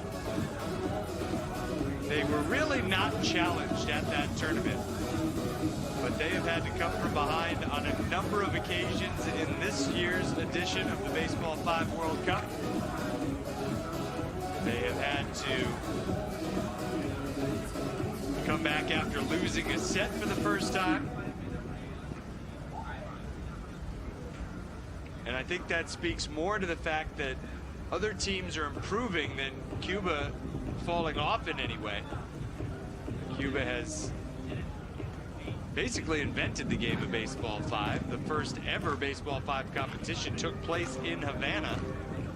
And then the first ever international competition, which took place in Colombia, saw Cuba win it. So they really are the gold standard when it comes to the Baseball 5 world.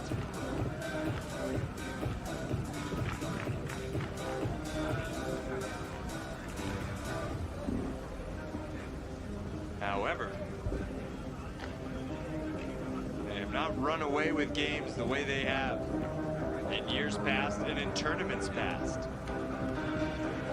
They've returned almost their entire squad from the 2022 World Cup, while most of the other teams sport a very different look. For Mexico, for example, none of the players on the roster, and every roster features 8 players, none of the 8 participated in Mexico City in 2022.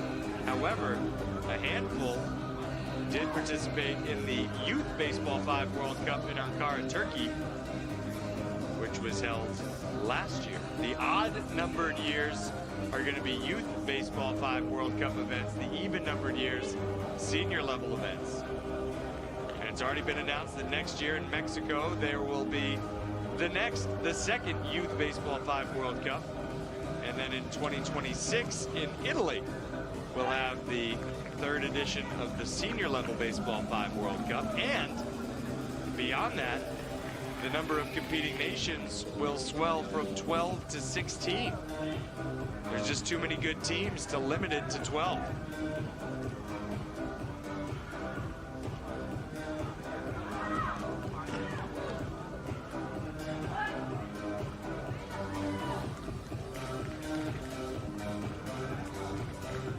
Great sportsmanship is always on display after a little bit of a hard bump.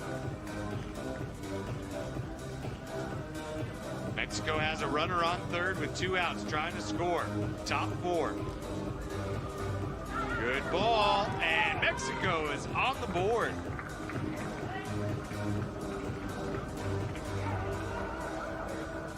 Five to 1. Stranger things have happened.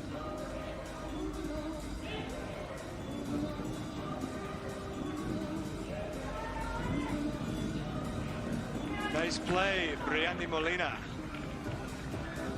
Cuba's coming up when we come back.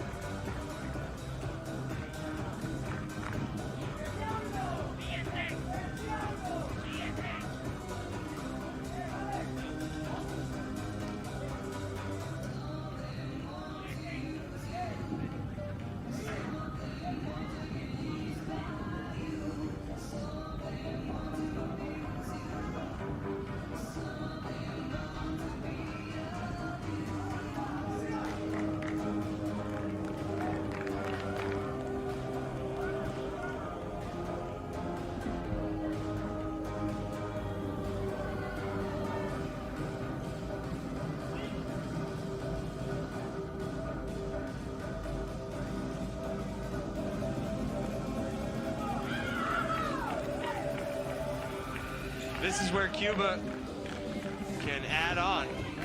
Just a 4-run lead after 3.5.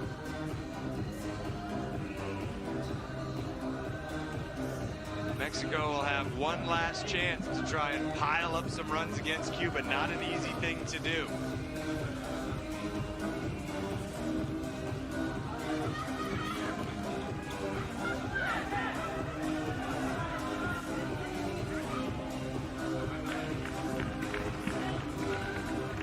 Cuba, meanwhile, is going to try to pile up some runs here in their half of the 4th inning. Oh, a catch there probably would have led to an out.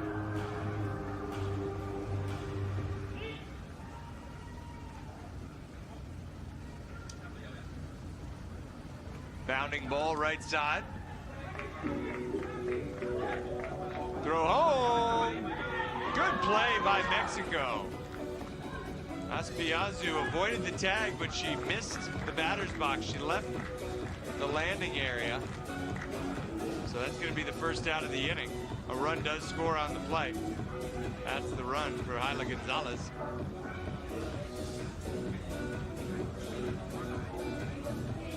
And the out call.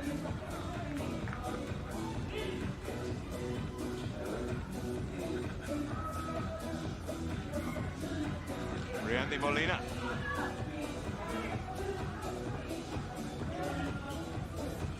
A little bit of a rundown here with Amador. Oh no, the ball bounces away. Here's the tag, out at the plate. And safe, Riandy avoids the tag. What a sequence. Oh, one of the more exciting plays of the tournament. Look at this rundown. 1, 2. And then they go back to second, a little bit of a drop. Then they come home, a little bit of a drop. The dive, the out call, the dive, and the safe call. That was wild. And so the bases are empty. Riandy coming all the way around and scoring. 7-1 Cuba. And we'll go to the 5th.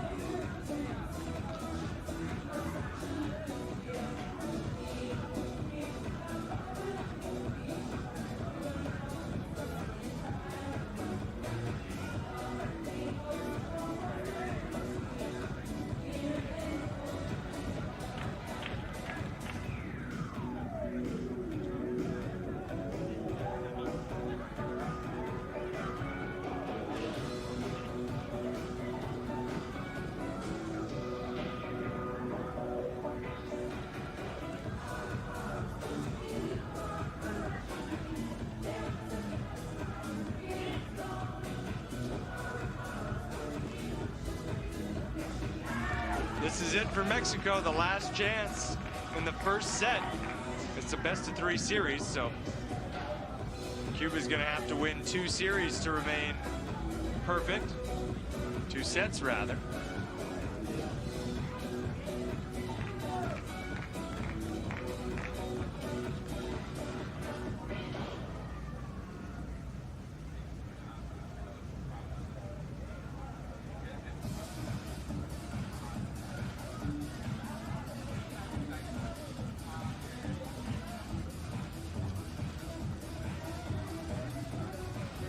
Again, we go to the table to sort things out, and you see the patiently waiting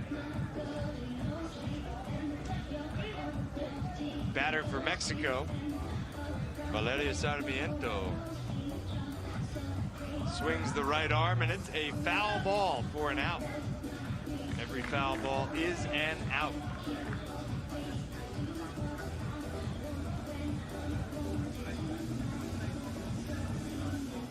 "12 games played today alone." That is a lot of baseball 5. 6 on each court. This will be the last day we play on Asia's World City Court. Tomorrow, just 6 games. 3 super round, 3 placement round. Every team will play just once tomorrow, which is a big difference, and I'm sure will come as some relief to the teams competing here. There's been some hot weather, very bright sunshine, making it even hotter.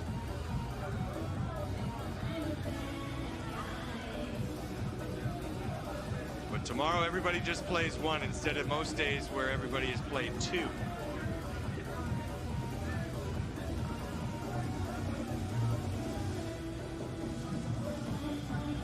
There have been far too many of these stoppages at the table. It's I think, a technical issue with the software that's recording the action. And it's unfortunate because it does disrupt the flow, the pace of play, which is kind of antithetical to the Baseball 5 ethos. But as you see, not upsetting the players at all. And I really don't think what's being talked about over there has anything to do with this play. I really do think it's just a technical matter based on my previous conversations with some of the game officials. It does give us time to catch you up on some of today's action.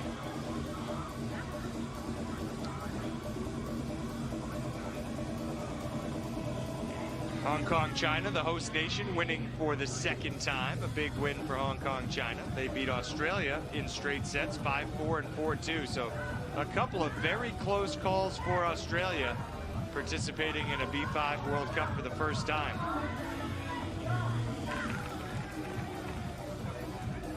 Cuban players shuffling their feet around, trying to stay ready.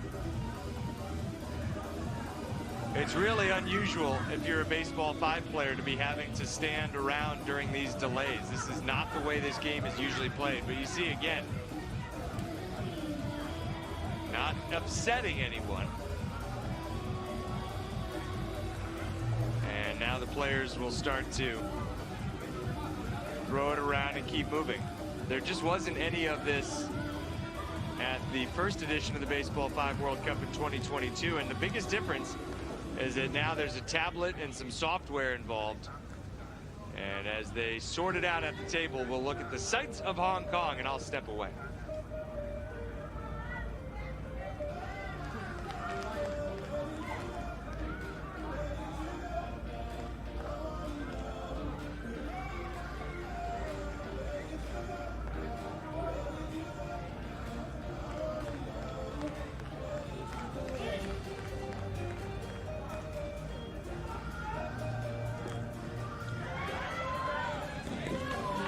Back underway, and that's it. That's the out that ends the game. That's what we were waiting for, to get underway. And so we'll take a break and come back with the 2nd set after Cuba takes the opener 7-1.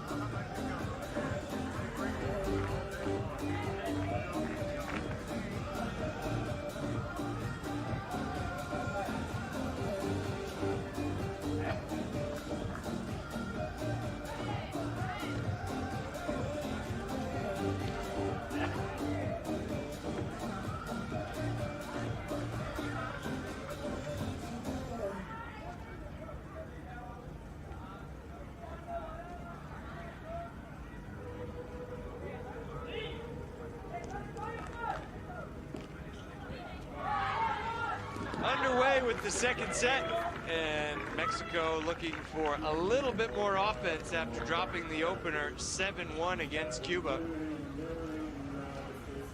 That was a really close play at first base, but Cuba able to get the out. And keep things moving in the right direction. This Mexico program has to be very proud to be in the Super Round for a second straight Baseball 5 World Cup. Luis Bencomo, a new addition to the lineup. He did not play in the first set. Valeria Sarmiento, Valeria Sanchez, bat 4 and 5. Runner on second with 2 outs here for Sarmiento. You see the city, the lights of the city coming to life. And that one is going to sail over the fence and become the last out of the inning. Cuba coming up in a scoreless game, bottom of the first.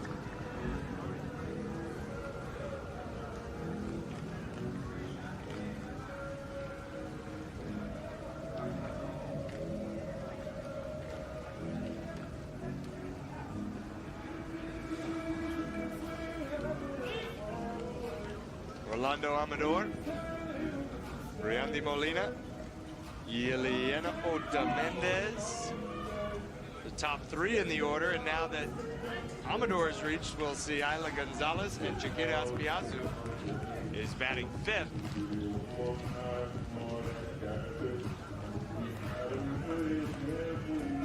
Just high spirits throughout this tournament. So much good sportsmanship on display, goodwill among nations. Goodwill really starting from the host nation, Hong Kong, China. Hong Kong has done a remarkable job putting on this event. Not done yet, I guess, you know, you gotta save the full congratulations till it's over, but there's no way that anything could derail what has been such an outstanding event to this point. And again, we're playing game number 40 of 50 right now.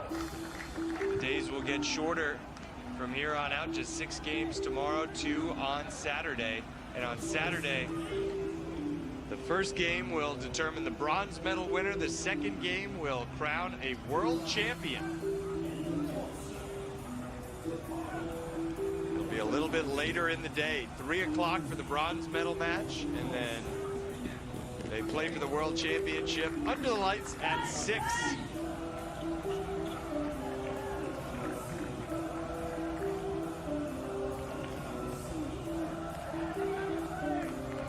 Normally the last game gets started at 7. That'll be the case tonight with Venezuela and Japan. So it's a beautiful time of night in Hong Kong around 6 o'clock when all the buildings begin to light up, and they all light up. It's a marvel. As Aspiazu fails to clear the no-hit zone, so we'll go to the second inning with a 1-0 Cuba lead. I was standing with some of the officials last night after the last game had come to an end, and we were all just sort of awestruck by the beauty of Hong Kong at night.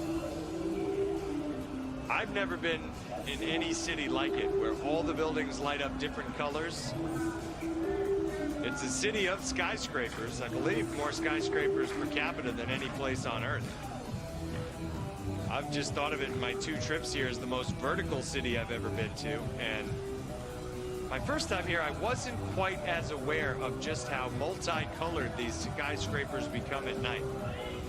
It's fantastic, and provides a stunning backdrop for this Baseball 5 court, which can be seen, of course, from those skyscrapers you just got a quick glimpse of. So no matter where you are, if you're on the side of a building that faces Victoria Harbor, from way up high, you can see this little diamond, which just keeps growing. 7 years ago, the first ever Baseball 5 competition, and in just 7 years, we've gone from a one inter-nation competition to 2 international World Cups at the senior level and 1 on the youth level, with, of course, more on the calendar. Perhaps most importantly, we've been talking about the future Baseball 5 World Cups, but Baseball 5 is going to debut as an Olympic event in 2026 in Dakar.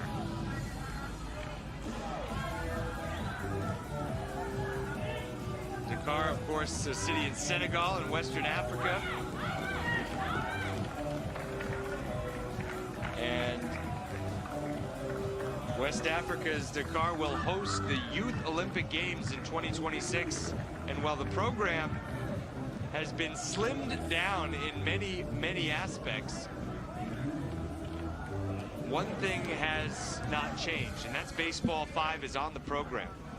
There have been representatives from the Youth Olympic Games here in Hong Kong, China, to scout the event and see what it takes to put on a Baseball 5 competition.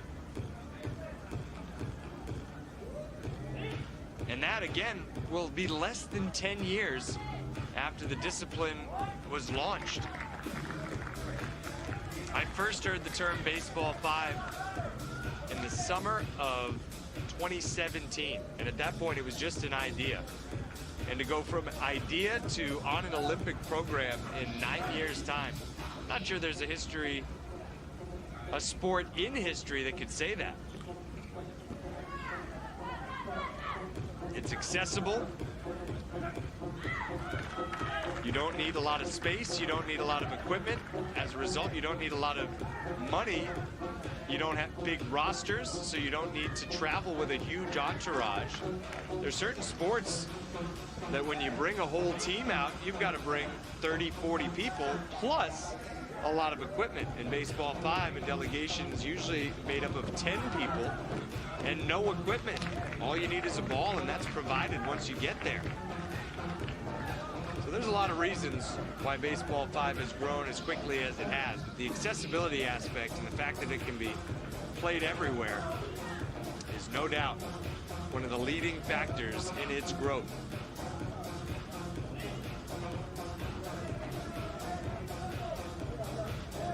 Cuba with a 1-0 lead in the second set against Mexico here on night 1 of the Super Round. Isla Gonzalez tries a drop shot, and it's going to work out. Run scores. Gonzalez going to second, where she's tagged out to end the inning. But Brianna Molina has made it 2-0 Cuba after 2 innings here at the Central Harbourfront event space.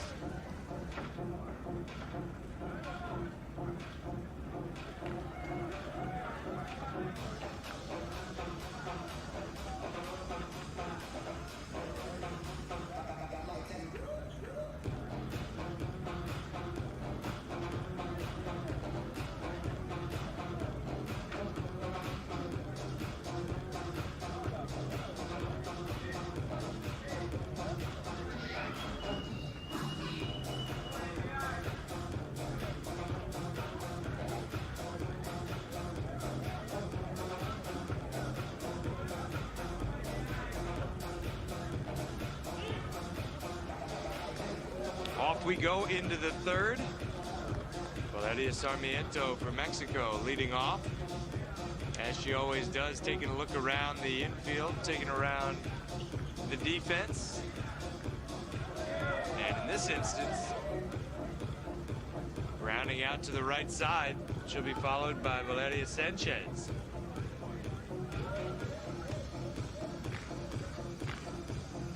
Oh, that was actually a no-hit zone violation. And Sanchez out on the ground out. 2 gone. Top 3.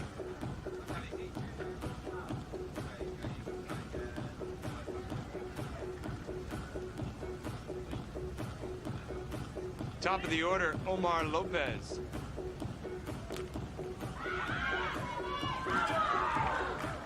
Out at first, nasty spill, but he's all right. Pops right up, gives the thumbs up, and that ends a 3-ball, 1-2-3, top of the third.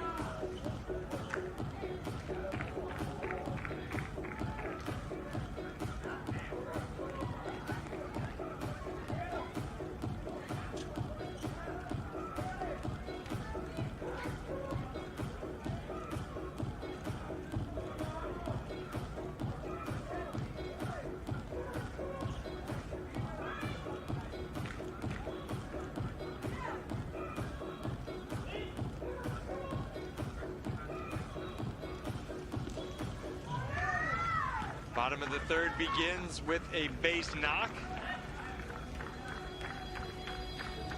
Keeping track of statistics this year is a new innovation in Baseball 5, so we'll have batting averages to talk about, RBI totals to talk about when you start to think about the MVP of the tournament.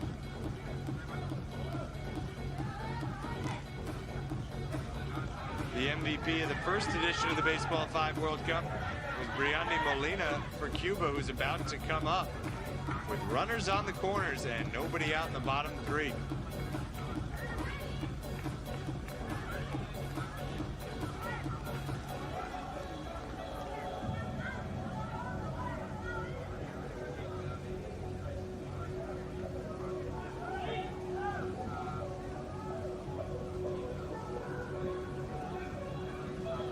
Here he is. The face of the game. He grounds out up the middle. That's not an easy play to make. He hits it hard.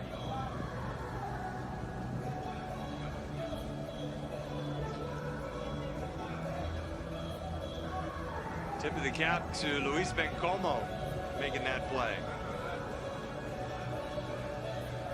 Takes a brave soul to stand in the face of a Briandy drive, and that's a couple of folks slipping now at first base.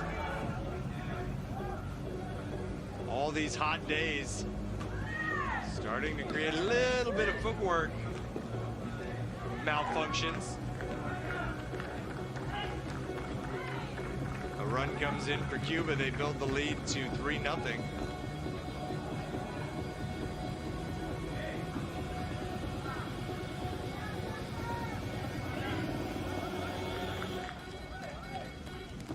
See how hard these players are working.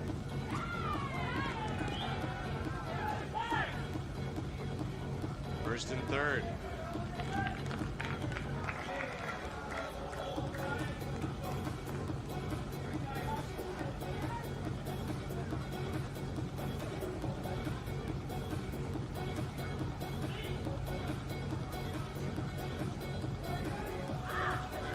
Right side.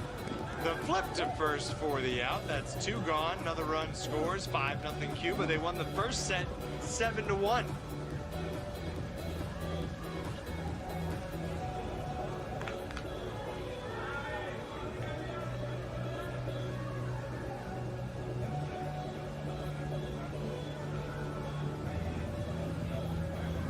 Or wait a second. I guess that was ruled a violation near home plate. So no run scores, still the second out. And Orlando Amador has his ball stabbed at third and sent to first. We will start the fourth with a 4-0 score. That's Cuba in front of Mexico, just as we were in the first set, that same score.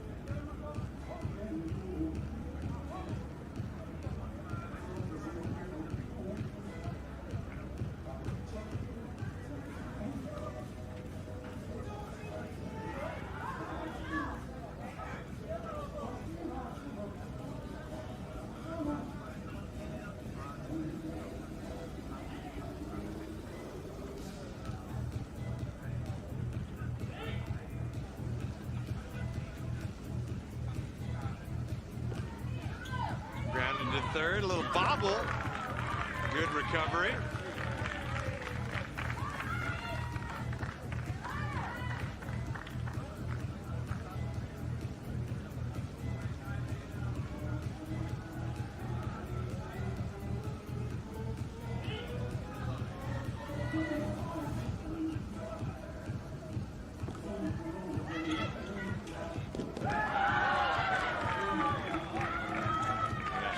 play over to first and look at the celebration.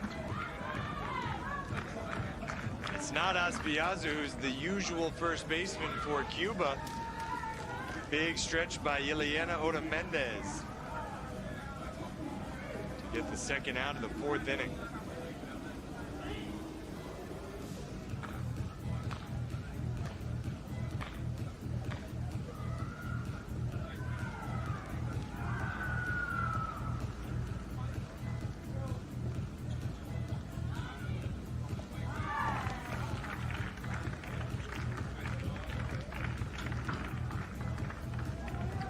Zip after four, or after the top of the fourth, rather.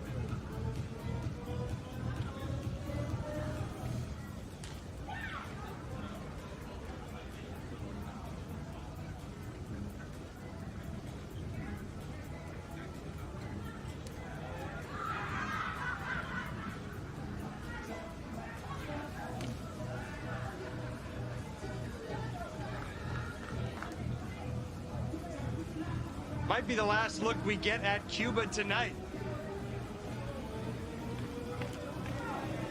With a 4-0 lead, just 3 outs away from victory, I think it's highly unlikely we'll see them batting in the fifth as Briandi bangs it to third. Cuba's one game tomorrow will be against France, and that's going to be an awesome matchup. That'll be the very last game of the Super Round. The first look that those two nations get at one another in head-to-head competition at this tournament. France finished 9th at the last Baseball5 World Cup, and Cuba won it all. France, the only new team to come into the Super Round. The other 5 teams are back from 2022, but not only is France in the Super Round, France split its 2 Super Round games today, losing a 3-set match to Venezuela and then earning a straight set win over Chinese Taipei a short while ago. And again, Hyla Gonzalez is called out, and I don't see why. She's frustrated. It's like she's being picked on. Let's see.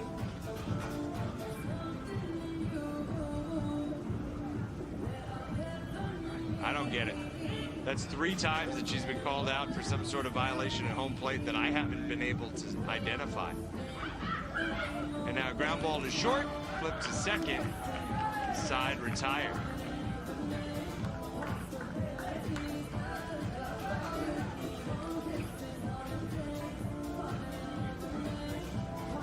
To the 5th inning we go. So that France team, they're really the, I think, story of the Super Round so far. They sit at 2-2 with Chinese Taipei at 1-3 and Mexico 0-3, perhaps about to go 0-4. Regardless of what happens tomorrow night, France against Cuba, they'll be playing on the last day. And if somehow they can beat Cuba, there's a chance they'll be playing in the World Championship game. And I wouldn't rule them out. That team has heart, that team hustles, that team's on a mission, so I think we're going to get a doozy to close out the Super Round tomorrow night. The other 2 Super Round matchups tomorrow, Mexico and Venezuela, that ought to be good, and Chinese Taipei against Japan, a classic Asian baseball rivalry that has recently morphed into a Baseball5 rivalry. Baseball rivalry still exists.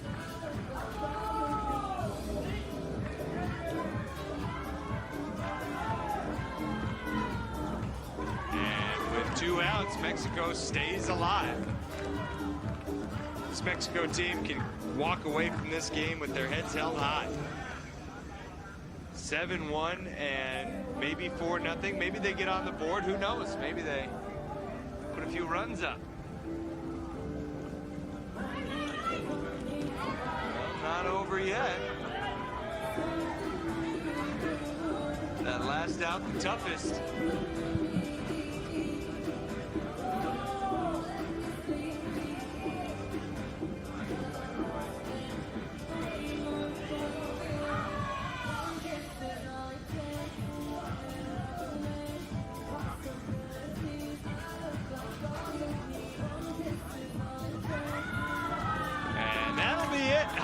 Gonzalez stomps on the bag. Cuba remains unbeaten. Straight sets. 7-1, 4-0.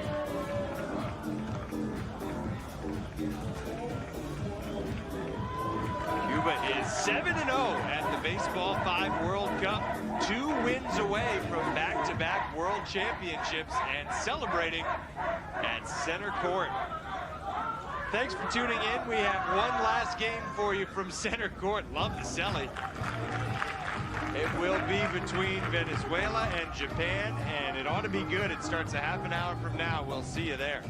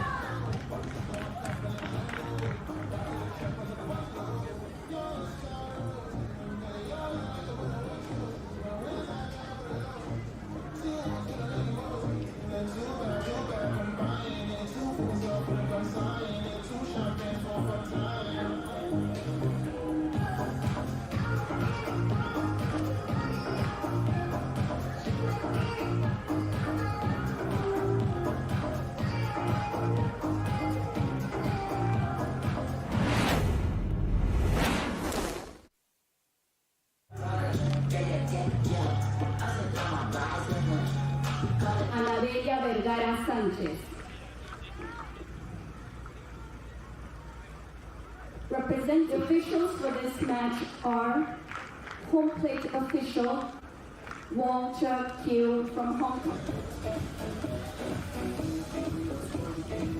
Hard hit, right side. Amador's going to drive in 1. Sabe scampers back to third. Mexico not afraid to go after that lead runner.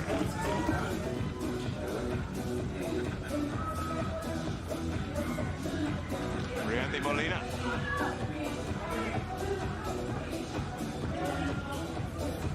A little bit of a rundown here with Amador. Oh no, the ball bounces away. Here's the tag. Out at the plate. And safe. Briandi avoids the tag. What a sequence. Oh, one of the...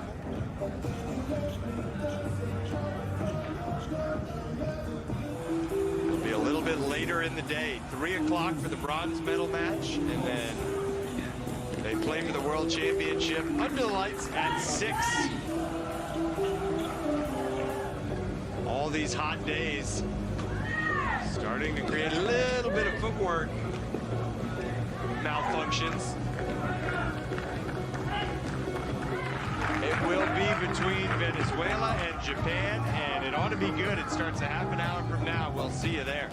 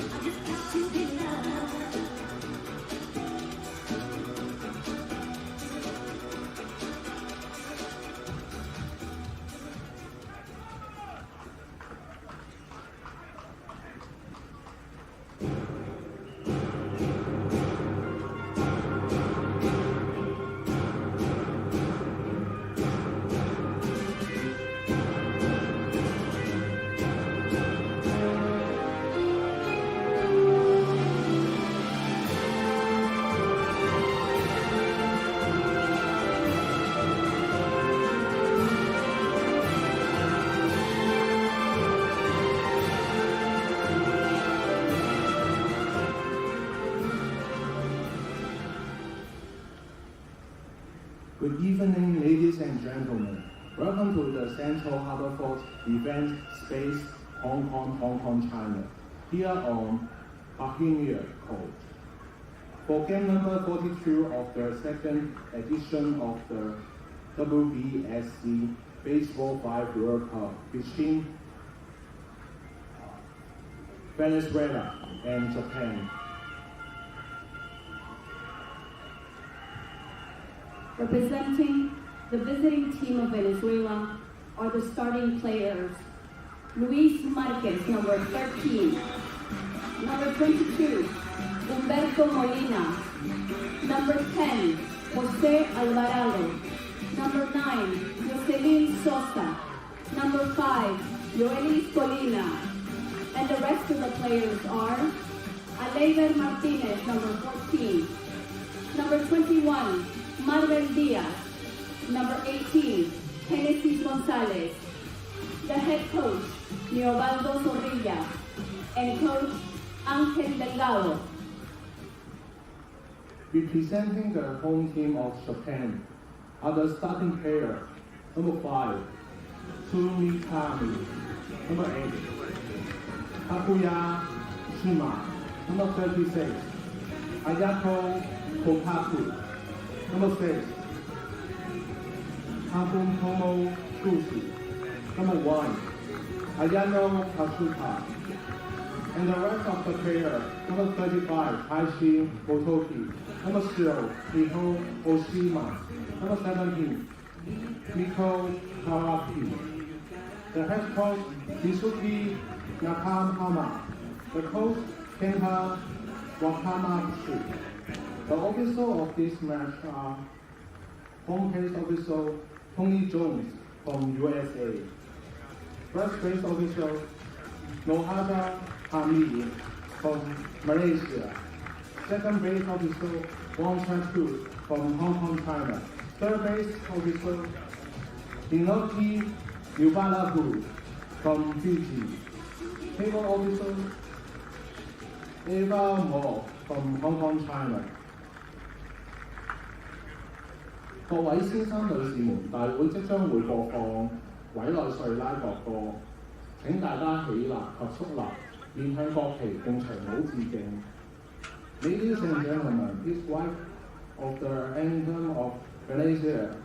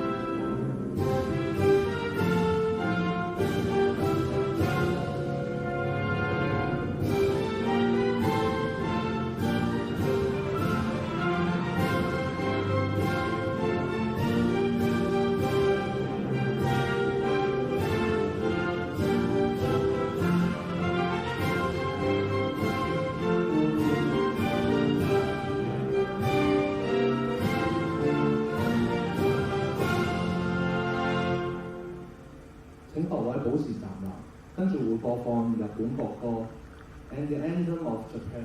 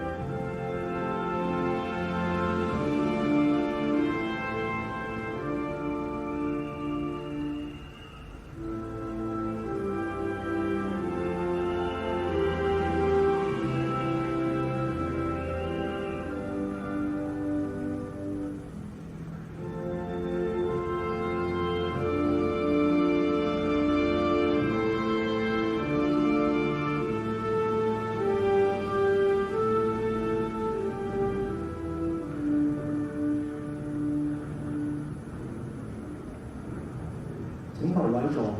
Please be seated. Thank you.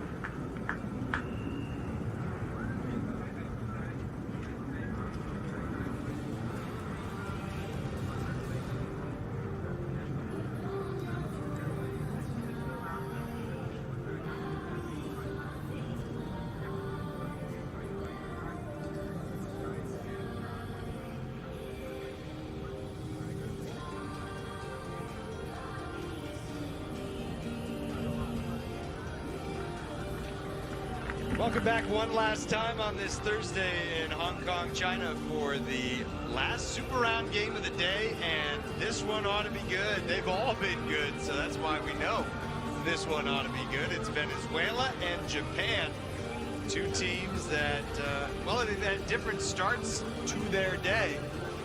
Japan losing for the first time in the tournament, losing to Cuba, but they beat Cuba in a set, which has never happened before. And Venezuela, meanwhile, winning a hard-fought battle in 3 sets with France.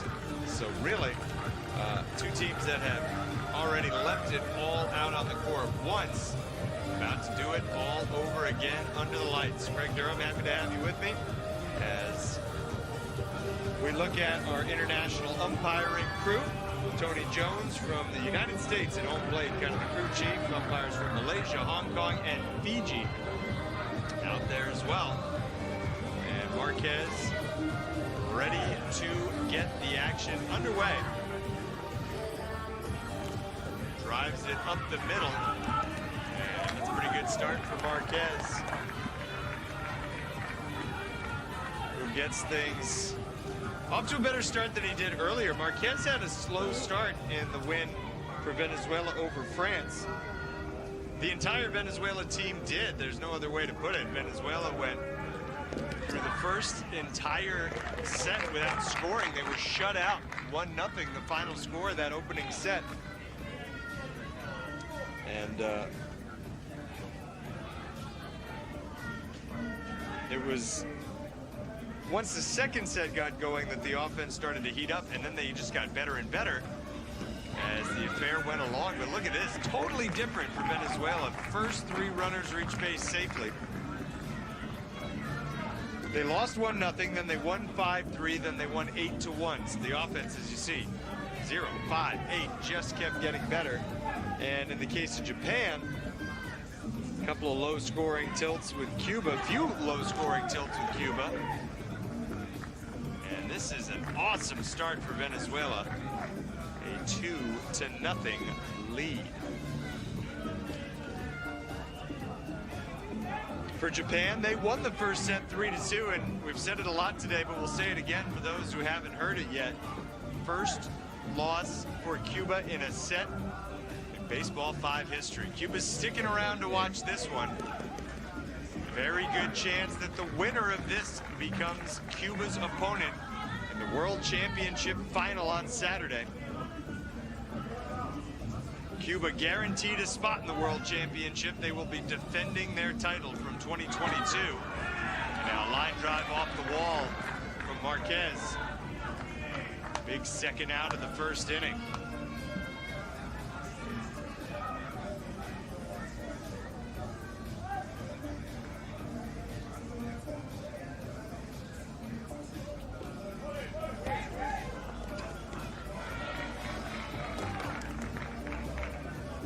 Hits keep coming. Not used to seeing a Japan team on its heels like this in the first inning. 4 runs allowed.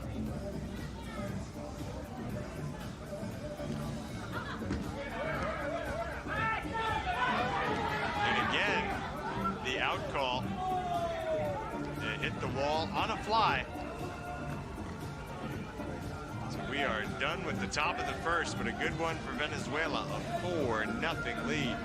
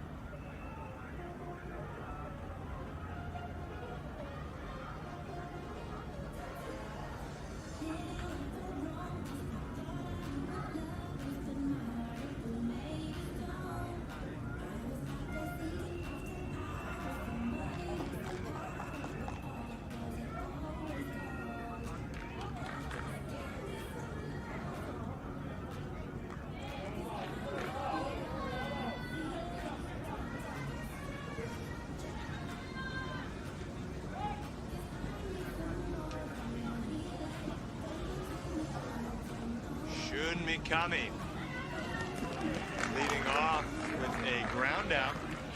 It's not Japan's day today so far. Like, that's a little premature in this particular game, and tough thing to say about a team that became the first ever in history to beat Cuba in a set, but one set does not win a game. And should Japan drop this one to Venezuela, and again, we're not saying that's going to happen. It's way too early to predict how the rest of this game's going to unfold, but let's just, for argument's sake, say it does unfold that way. Then Japan goes into the last day of the super round with absolutely no guarantee of another crack at Cuba and another crack at a world championship like they had in 2022. Looking at Ayako Rokaku, safe at first. Harutomo Tsuji, safe at first, and out of play it goes. Second and third, little two-out rally from Japan. Big spot for Ayano Kazuda. Mio Oshima starts on the bench, and I find that very interesting, and here's why. Oshima played the entire first set against Cuba. Japan played that set with 3 women and 2 men against 3 men and 2 women for Cuba and won. But then in the second set, Oshima did not play, Japan lost. Third set, Oshima did not play, Japan lost. And here we are in the first set of this game, Oshima on the bench, and a rocky start for a Japan national team that trails by 4 as we get set to start the second inning. I really don't understand why Japan has not gone back to the same lineup that won the set against Cuba. Obviously they know more about their team than I do, but it just strikes me as odd that a team that pulled off a historic upset with one particular lineup, now 3 sets in a row, has not put that same lineup out there, especially because they haven't been having a good result with the other lineup, the one that we've seen here, which is identical to the one that lost sets 2 and 3 against Cuba. But just watch, Japan will find a way. They always do. Drop at first base. That should have been the second out of the inning. Instead, it's a runner on second with only 1 out. If Japan is going to reach the World Championship final, it's going to have to be with defense. And that's what Oshima gives you.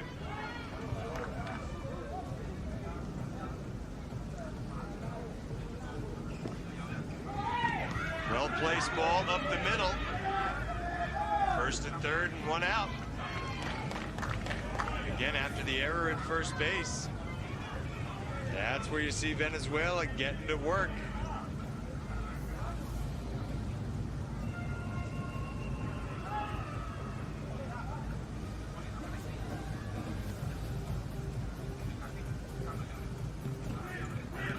Humberto Molina puts it in play. Another run scores.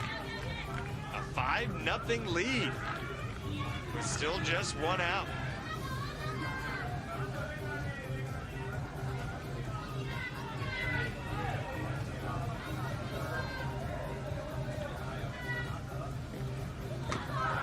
Hard hit, right side, hits the wall on a fly. So the batter, Jose Alvarado, is out. Yoselin Sosa, one of the younger players on Venezuela's team, who's been showing up in the big moments, trying to extend the inning, and she does. No, there was a foot violation. Left the box. So the inning, top half of it anyway, comes to an end with another run across and a 5-0 lead for Venezuela.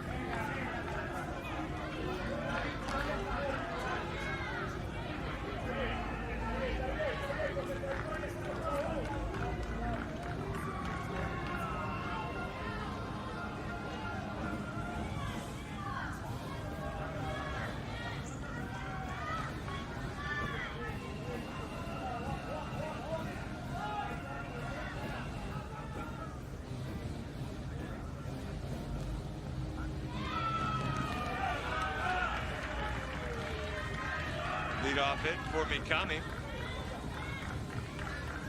Today is the last day the teams will play 2 games in a day, and that is really going to help, I think, keep everybody fresh for tomorrow's last day of the Super Round, and then the World Championship and bronze medal games on Saturday.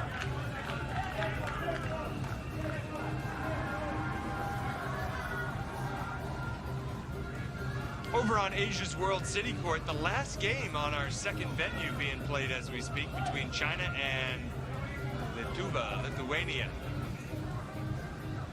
Ayako Rokaku. Good ball, first base line. The out at first, a run across for Japan, 5-1 in the bottom of the second.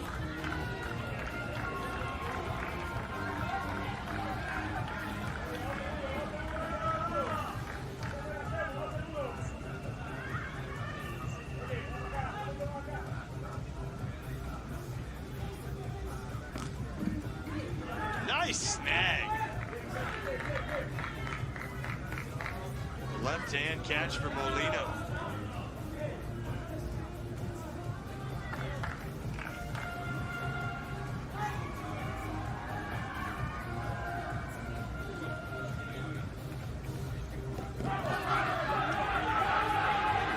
We're gonna have him play at the plate, and we're gonna have another run for Japan with 2 outs, make it 5-2 in the bottom of the second.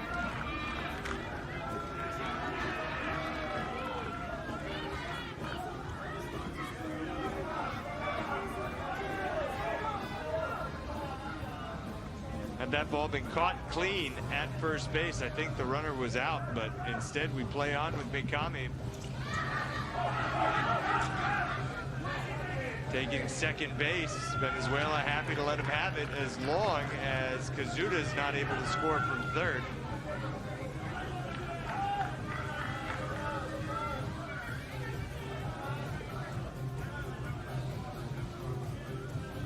Venezuela takes a timeout. Each team gets a timeout per set.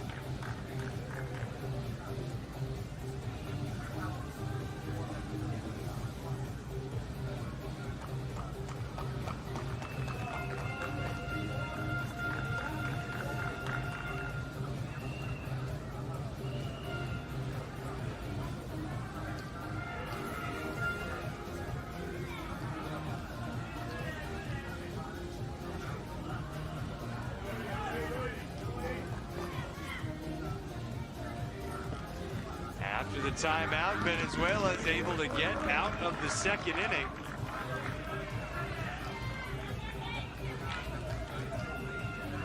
So we go to the third with a 5-2 score. This one has a long way to go.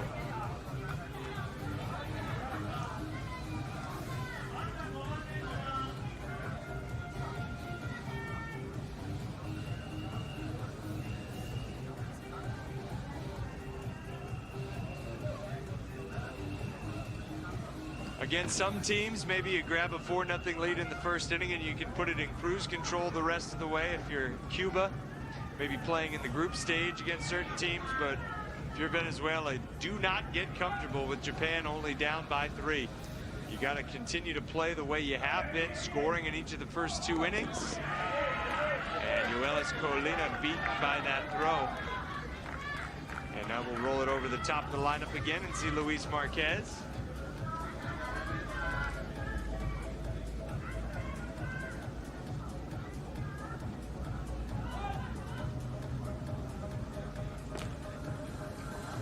Nice pickup at short, strong sidearm throw.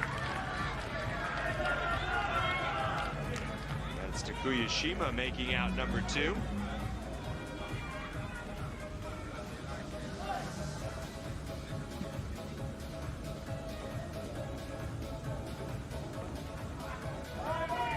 Softly hit right side. That ball had some funky spin on it. And it'll be a single with 1 out left to play with for Venezuela. You can see how that ball was not coming with sort of a natural spin. Good job by Rokaku. And a better job by Rokaku, diving to her right, making the flip for the out that ends the top of the third. Venezuela does not score. to the home half of the inning we go. Home team always on the third base side. That's where Japan is set up now.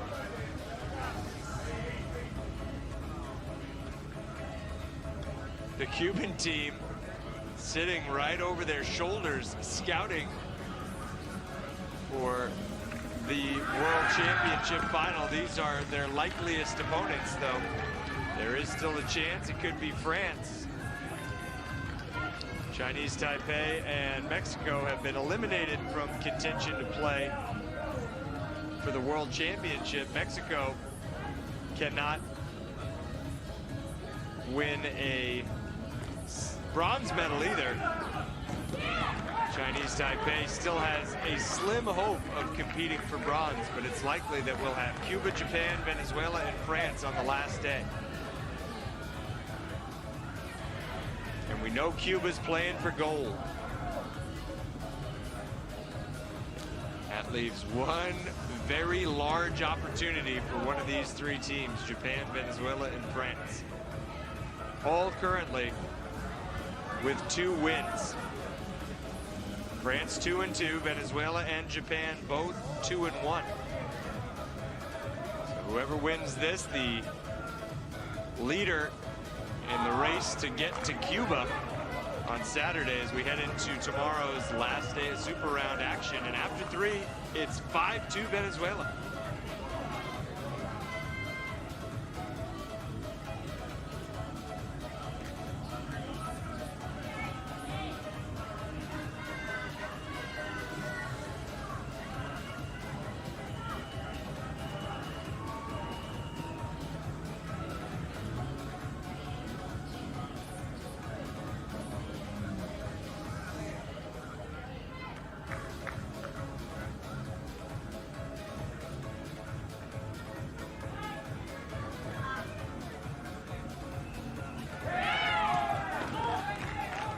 Good ball for Sosa up the middle.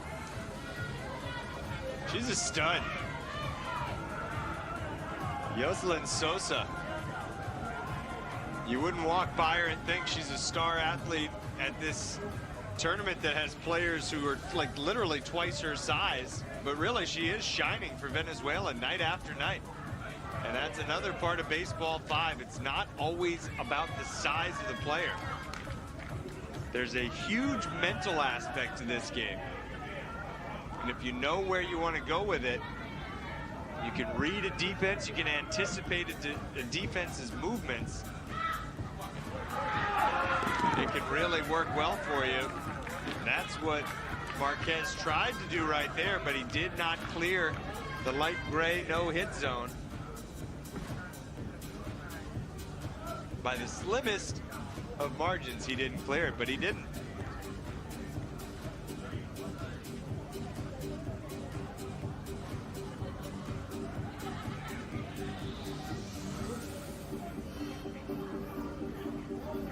And taking a look at the scoreboard. Interesting time to take the timeout.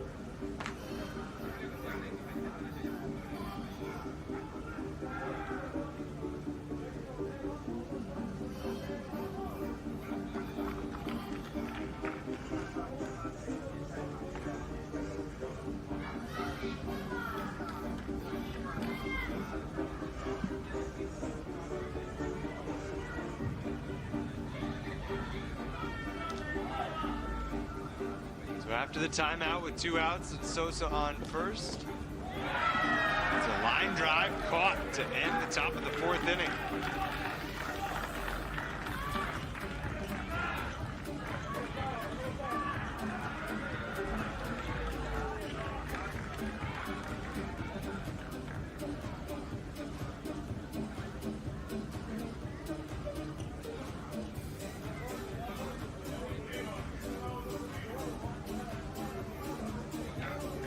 Leading off for Japan, it's Takuya Shima.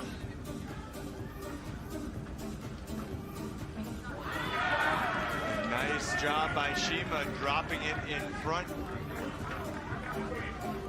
of the usually impossible to reach against Luis Marquez. Marquez laying out, diving for it, but Couldn't quite come up with it.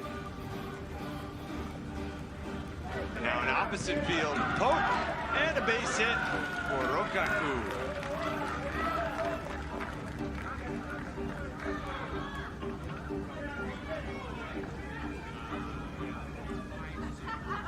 She's fired up. Venezuela now taking a couple of jabs, back on their heels a little bit. Harutomo Tsuji, a lot of power. And Marquez, the underhand flip. Sorry, not Marquez. Underhand flip made by Molina. Molina is in tight.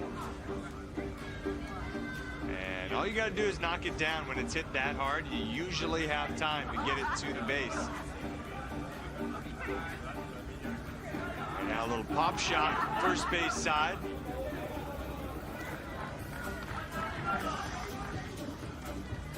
Two down, it's a very promising start for Japan, but it all hinges on this right here. This is a big moment.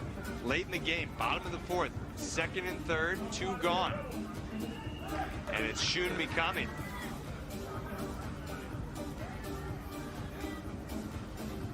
Mikami hits it hard.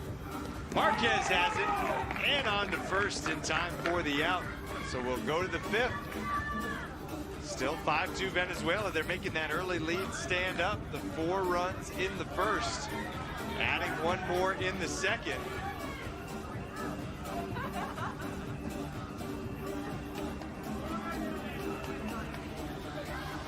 Look at that beautiful backdrop for this Baseball 5 World Cup in Hong Kong.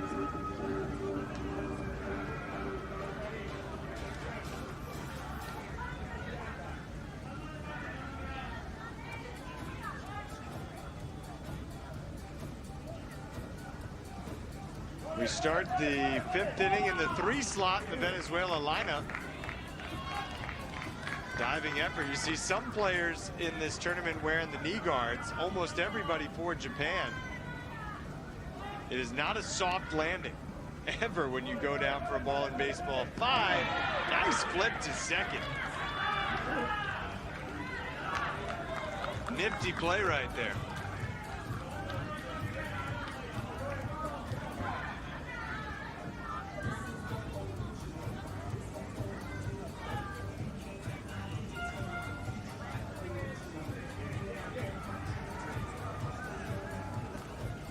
Colina sends the ball bouncing right side. That's knocked down by Rokaku, and kind of unusual not to see her make that play.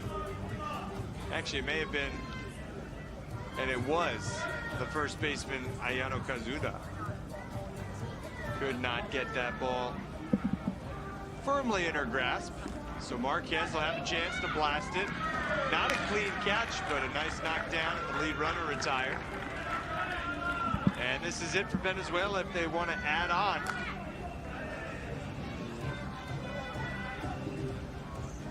Nice looking play.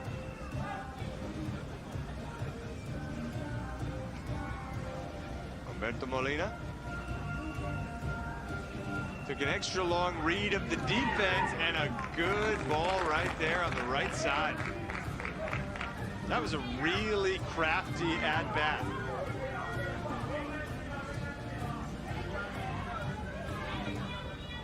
Little bit of I got it, you got it, nobody got it right there. And a bases loaded blast, knocked down, race to the plate. Venezuela gets another run on the board.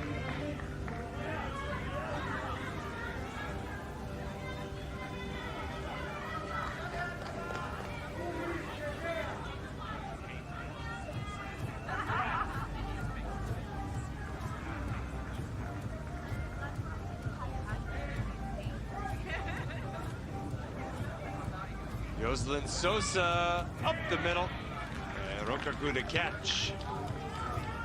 Japan has not been able to muster much offense today. Total of 5 runs in 3 sets, 15 innings against Cuba.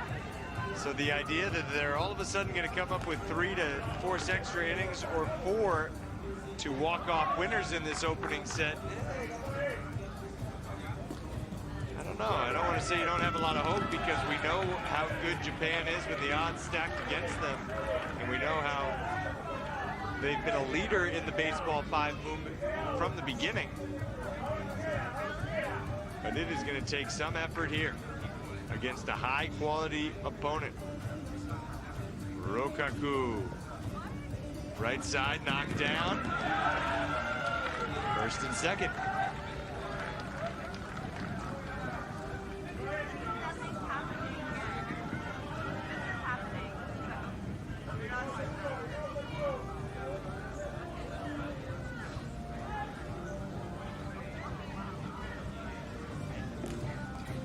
Line drive, double play. Heck of a snag by Sosa, I'm telling you. She's an up-and-coming player on this Venezuela team who's going to be there a while. Big time grab. That ball was hit hard. And it all comes down to this. Kazuna's got to reach. And she will. Remember, there was that insurance run for Venezuela in the top of the inning.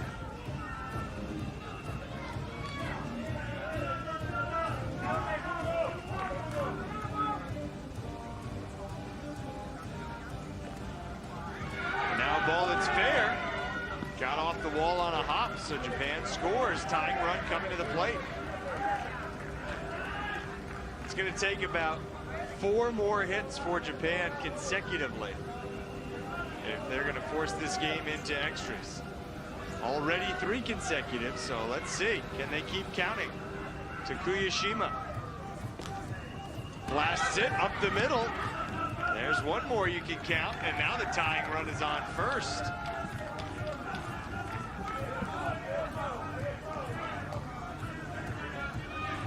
Where was this in the first 4 innings for Japan?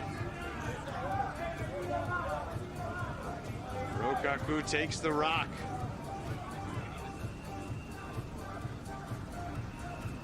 Looks left, swings, and drives it to short. The force out at second ends the opening set. Venezuela, 6-3 winners. They can't officially punch the ticket into the championship game with a win tonight. But a matchup with Mexico tomorrow afternoon, in which they'll be the favorite, means that they take care of business and they win the second set here tonight. I think you're looking at a Venezuela-Cuba All-America's World Championship on Saturday, but it's a little bit of speculating. We'll take our 90 seconds, come back with the second set in just a moment.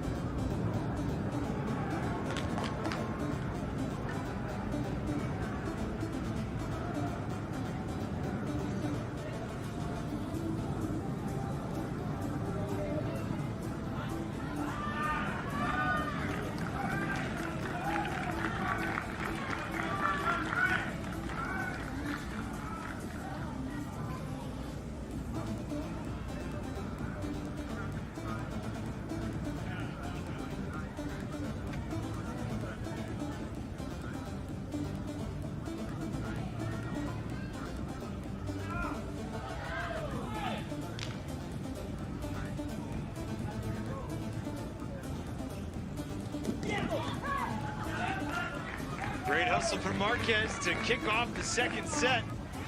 Legging out a single. Can Venezuela accomplish a straight set win over Japan? If so, that would mean 4 straight sets dropped by the defending runners-up. Sosa's out at first. She moves up to the second slot in the order for this second game. Sosa, Molina, Marbel Diaz, and Yoelis Colina. That's the lineup. Meanwhile, for Japan, it'll be Mikami, Rokaku, Kazuda, Tsuji, and Oshima back in there. We'll see if the return of Miho Oshima means better luck for Japan. That's actually a double play.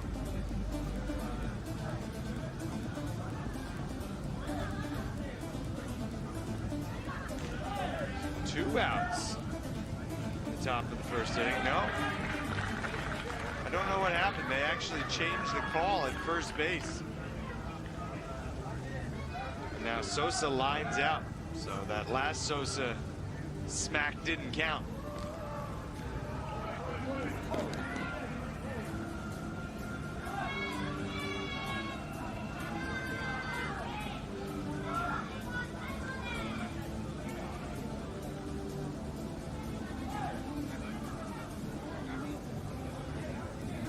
Marbel Diaz, first plate appearance of tonight's matchup. Good ball right side, but that's Oshima territory.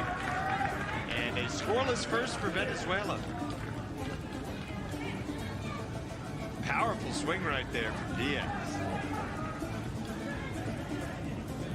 Japan a chance to take a lead.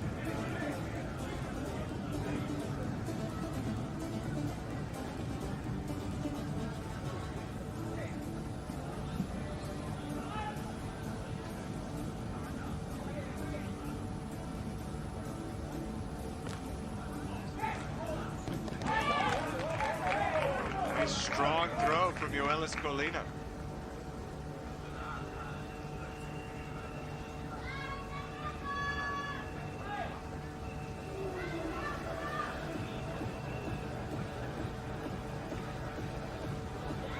Underhand flip from Diaz. The perfect example right there of the many ways that you can record an out as a Diaz. The laser across the diamond from third to first.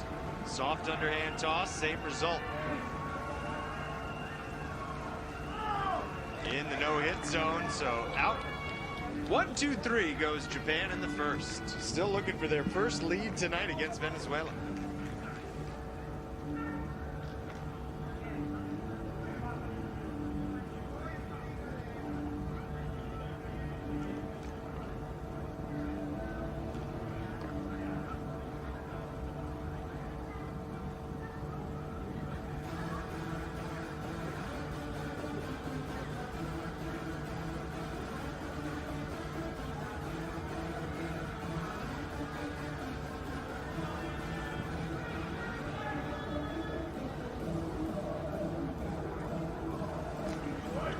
Begin with Yoelis Colina, retired at first.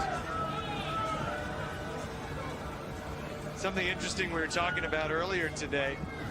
In the first 3 days, in the first 30 games at this World Cup, a total of 4 went to 3 sets. 26 were decided in straight sets.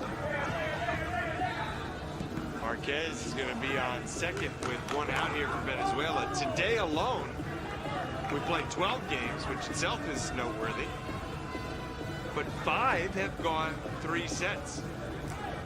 And it shows you just how evenly matched these teams are now that we've separated into 2 groups, a placement round and a super round. 2 down, top of the second with Luis Marquez on third. 13 meters away from scoring the game's first run, the set's first run. And he will. Venezuela, a 1-0 lead. This team's on a mission. When they played Cuba the other night, they had leads in both sets. They wound up losing both sets by 1 run each. I I think either of these teams could beat Cuba. And again, we saw Japan already beating them in 1 set today, but I think a Cuba-Venezuela World Championship final would be pretty fantastic. And now, unless Japan finds a way to get the offense going with Venezuela in front, that's the way it's looking. Nothing's going to be set in stone, so we're not talking about this will be the matchup. But unless Mexico beats Venezuela tomorrow, then Venezuela will have a chance with a win here. And an unusual base running blunder by Japan, giving away the first out of the inning. Nice job by Marbel Diaz, taking the throw, blocking the bag, and getting Tsuji. Pop up. 2 outs. That's the Ojima play. I don't think I've seen her drop it in successfully more than once at the tournament.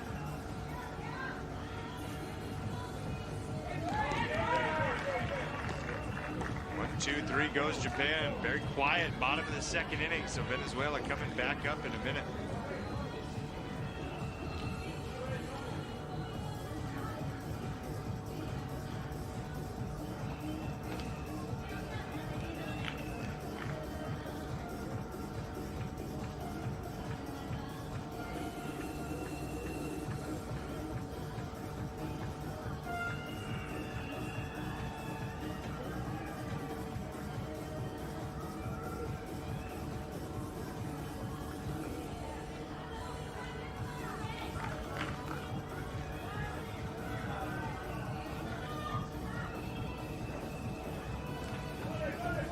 Another inning which sees Yoelis Colina lead off. More shorthanded defense by Japan.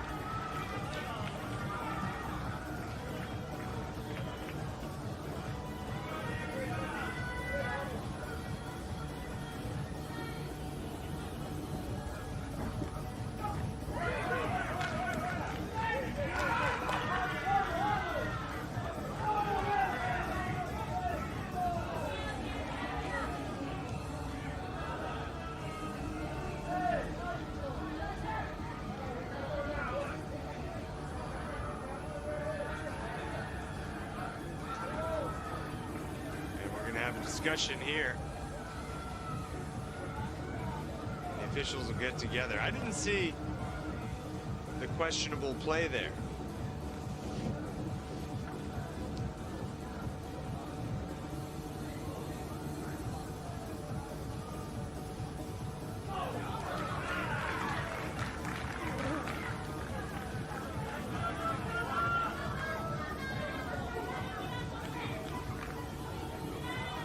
Marquez not happy about the call.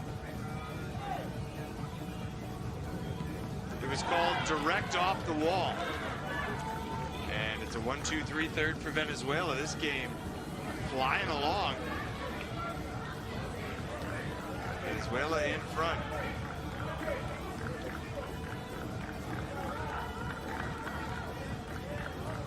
And the Venezuela team still contending that that ball hit by Marquez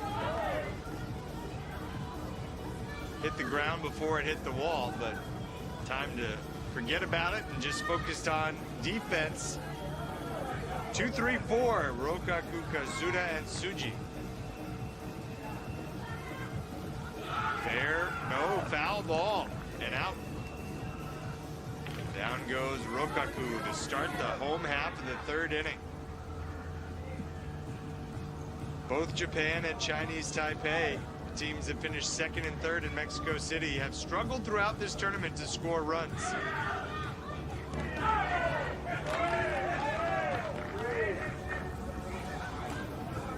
Great play by Marquez. This Venezuela team is so intense that even when they make a great play, they look mad at one another.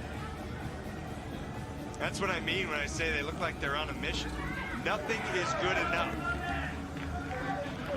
That one off the wall, unable to be squeezed by Marquez.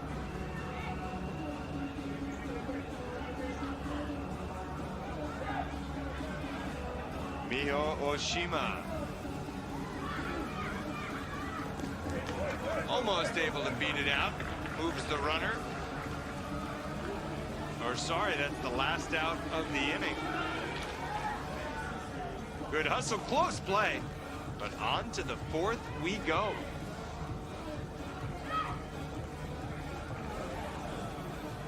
Meanwhile, a really tight one being played at Asia's World City Court, the last game at Asia's World City Court. Of course it's a tight one. China beat Lithuania 5-4 in the first set, and China leads Lithuania 4-3 in the second set, but could have a little ways to go yet. Only the top of the third inning in the second set.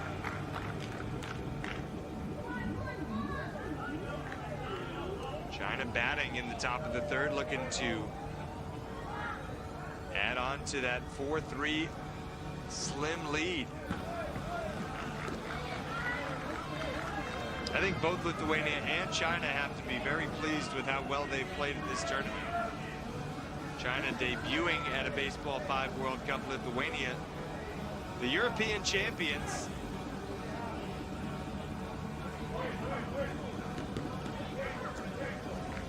Will no doubt improve upon their 11th place finish from 2022.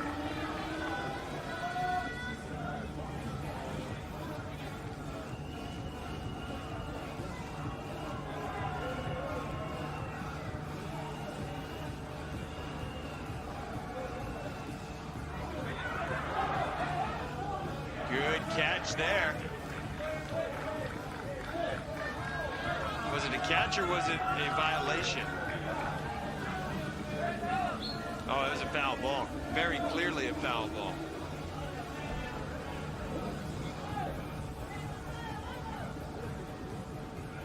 And that one blasted back into the booth. Chris almost dropped the laptop. And we're on to the bottom of the fourth.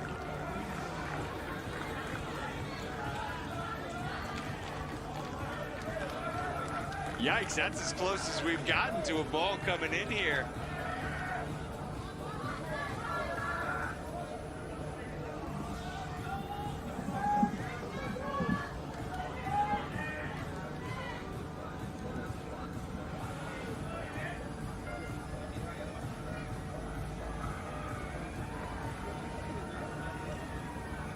Where will the offense come from? A pinch hitter, perhaps? Taichi Moroiki will pinch hit and lead off for Japan. Bottom of the fourth, running out of time are the defending runners-up, the silver medalists from Mexico 2022.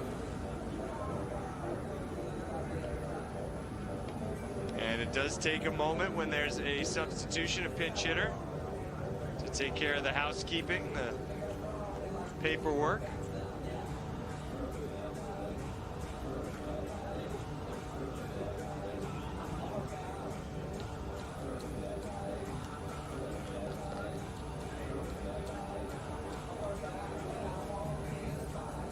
All this is just making sure that the officials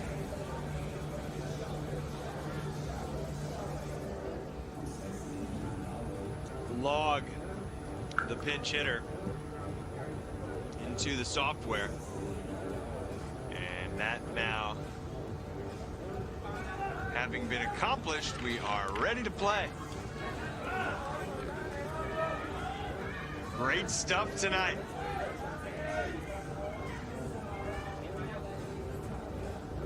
Ground ball, throw across the diamond, offline, and the pinch hitter pays off. Taichi Moroiki on first base, representing the tying run. Now, can Japan get him around? He was batting in place of Mikami. Rokaku the batter now. Rokaku bunting, advances the tying run to scoring position. She was all right trading the out to get the runner on second. Ayano Kazuda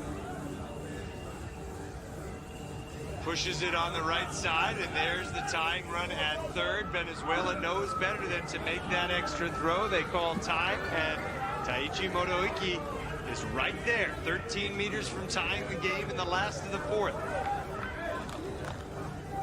Can Harutomo Tsuji bring him home? Tsuji, hard hit ball, throw to first. Sosa gets it, the call is safe, and we're tied at 1.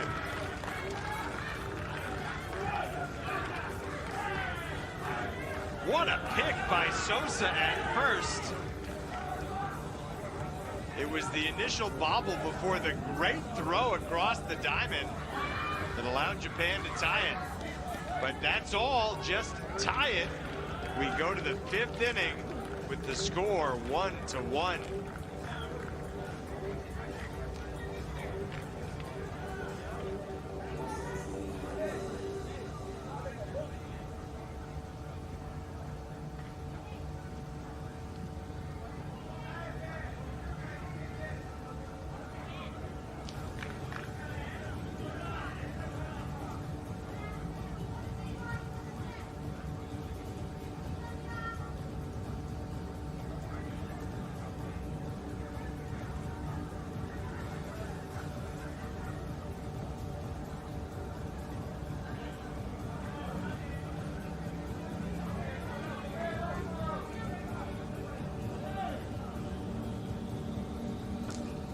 Sosa leading off. Tricky play from deep in the hole. Safe.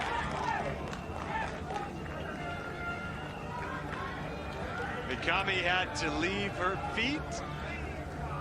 And while her right foot came down, before that of Sosa was on the white square, the right foot wasn't on the base. By the time the foot landed on the base, the other foot, the runner was safe.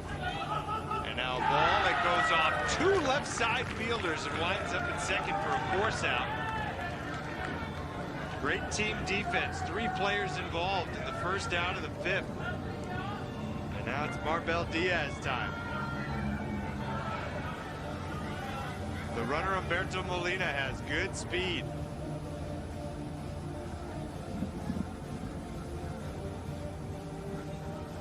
Line drive caught, bounce to first, double play. And Japan will bat in the bottom of the 5th with a chance to walk it off.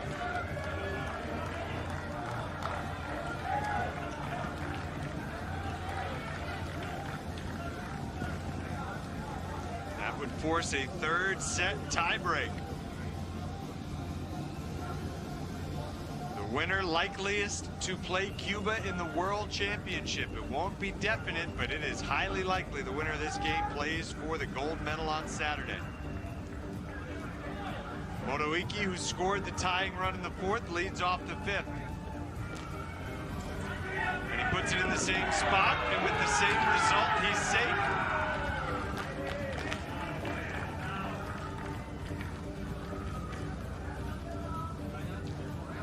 We'll see if Japan goes to the same strategy and has Rokaku bunt. She bunted first base side last inning. She does it again here. Sosa charges, goes to second, and they get the out.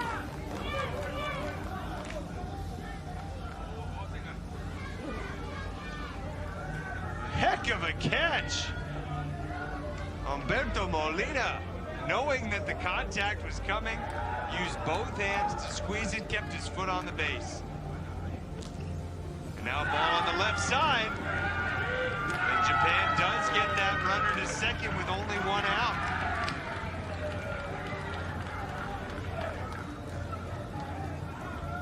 Just snuck by.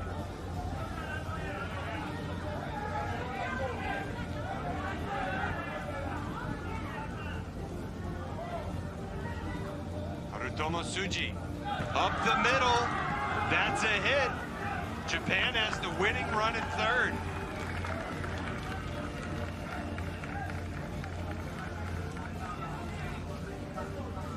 Gonna be tough for Venezuela to keep this one from ending here.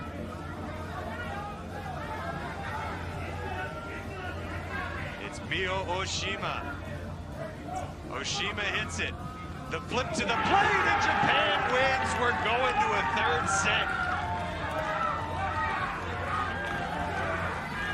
The timing was there. The ball got there in time. The flip just a little wide of the mark. And Rokaku scores the game-winning run. 2-1 Japan in the second set. We'll take a short break and come back to finish it up after this.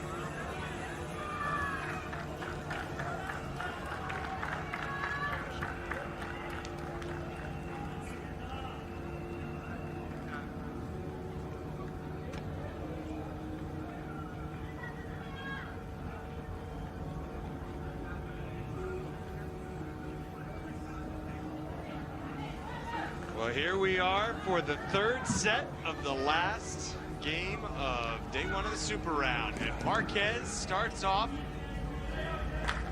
with a base hit for Venezuela. Venezuela and Japan splitting the first two. Venezuela took it 6-3 in the first one. Japan 2-1, a walk-off win in the second.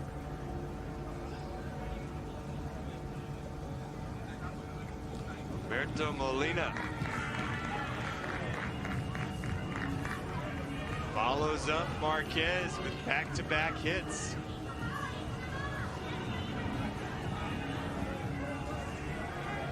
Jose Alvarado back in there. Alvarado bunts first base side, and his shifty body work had Japan off balance.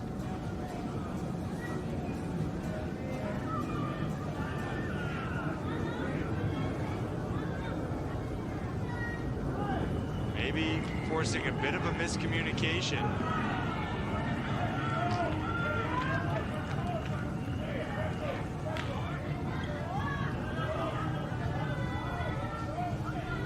Nothing, Venezuela.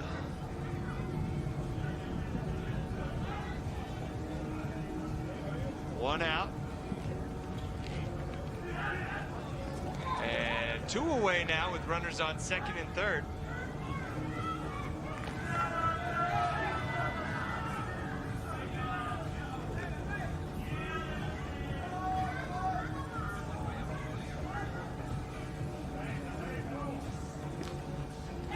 Up the middle, that's a huge one from Marquez. Scores the second run at the top of the first.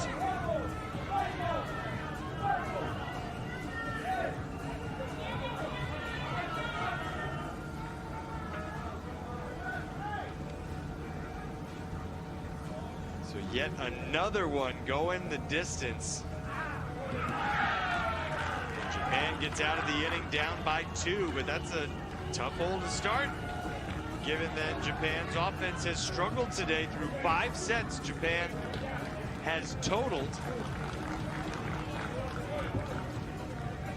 5 runs, 10 runs rather, through 5 sets. And looking at the Japan lineup, I am shocked to see that Mio Oshima is not in it. She's been the difference maker.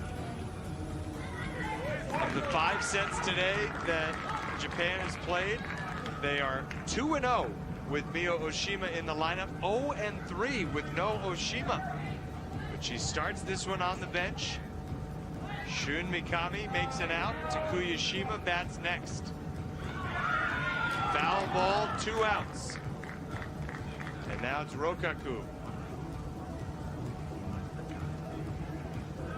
Taichi Moroiki, who was really the difference maker in forcing this into a third set. He had a pinch hit, leadoff hit in the 4th to tie it, and then a leadoff hit in the 5th, wound up scoring the game-winning run.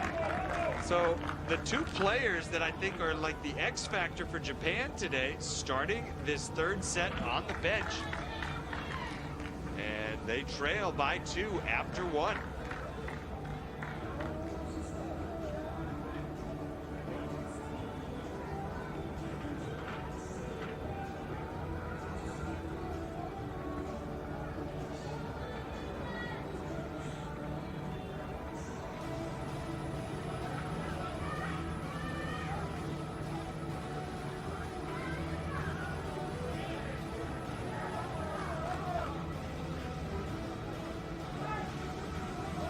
They're in the bottom of the 5th of set 2 on court 2, Asia's World City Court. Lithuania trailing China 7-5, but Lithuania has the bases loaded over there. That is a big-time battle. And it might be the 7th game of 12 today to go 3 sets. Meanwhile, Venezuela had the leadoff runner on, but retired on the force out.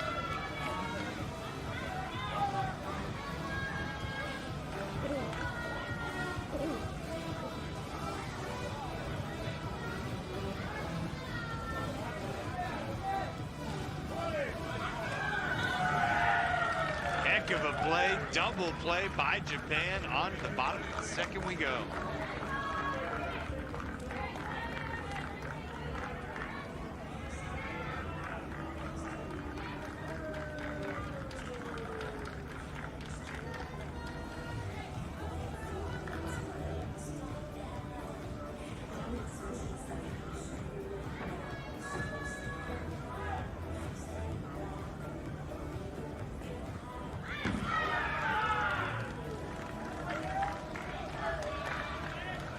A leadoff knock for Tsuji.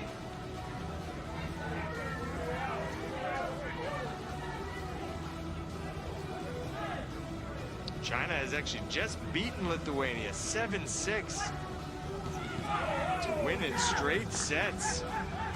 5-4 and 7-6, couple of close ones on Asia's World City Court as Tsuji gets wiped off the base paths as quickly as he reached.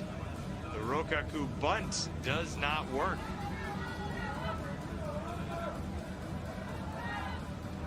Congratulations to China. 2 wins today in the super round, or rather the placement round. Lithuania splits its 2 placement round games.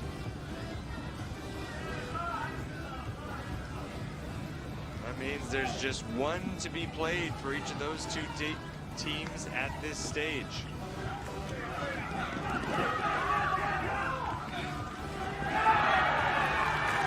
Japan gets within 1. Look at the big smile on the close play at the plate.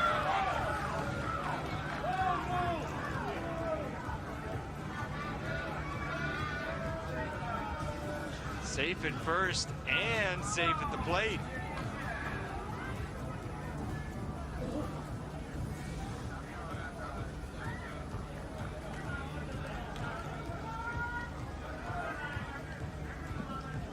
You just can't imagine how many times coaches have come out to talk to officials today.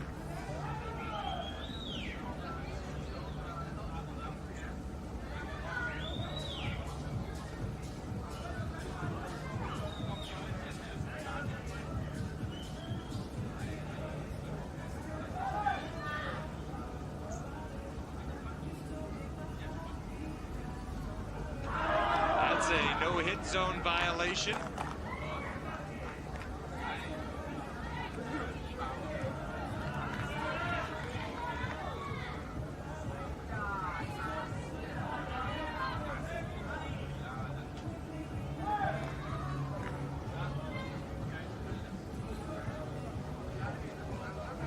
A drive to second, a knockdown. The 2-run score for Japan. They take a 3-2 lead.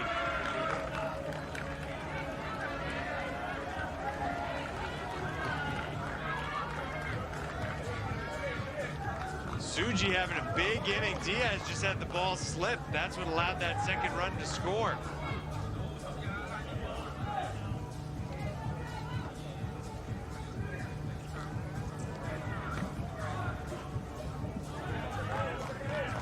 And that will end the second inning, but a big one for Japan. They're gonna take a 3-2 lead into the third.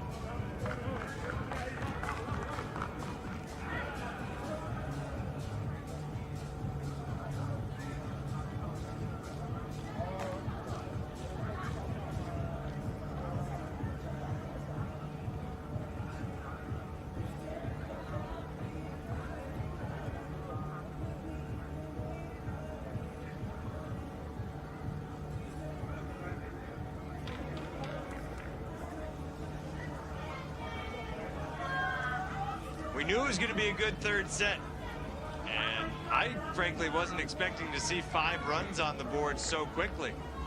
5 runs after 2 innings. Japan 3, Venezuela 2, and I feel like we're not done scoring yet. That's a big first out, though. Anytime you can get Marquez when he's leading off an inning, that's a huge win for the opposing team.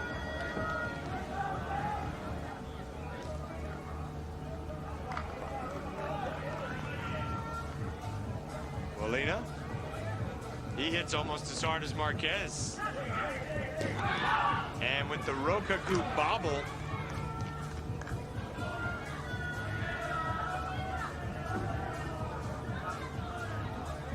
That little bobble enough for the safe at first.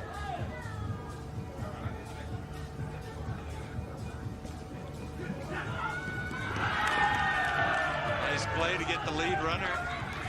2 away. Sosa time for Venezuela.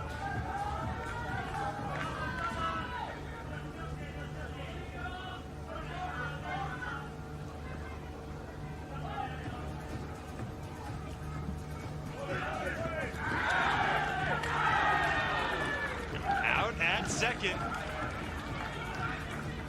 3-2 Japan. They'll be coming up in the bottom of the third. That was a really close play at second base. That's a big, big play. Sosa hit it right at short, and another great call. Rokaku with the stretch. Moroiki enters the game to lead off. So he does make an appearance. Nice swat to first for the out.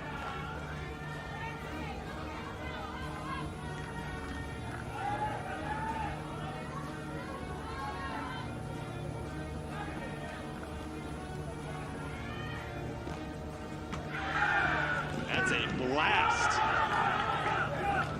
And it looks like it'll be 2 bases. Doubles few and far between in Baseball 5, but Takuya Shima earned that one.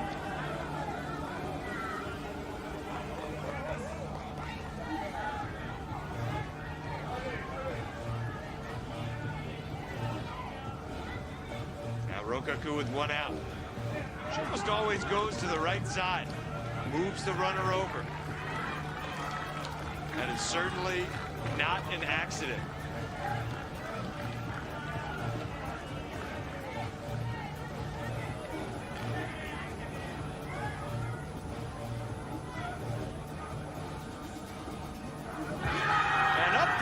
Score another run. Venezuela down by 2 for the first time today in this matchup with Japan. And Venezuela is, we play Baseball 5 here, 5-inning game, only 6 outs left to play with. They got to stop it right here. And they do. So we'll go to the 4th. Can Venezuela's offense get back into gear? They scored 6 in the first set, but only 1 in the second. Only 2 so far in the third. As close as that play was, that's not a close play by Baseball 5 standards. That's how almost instantaneous every play at first base is.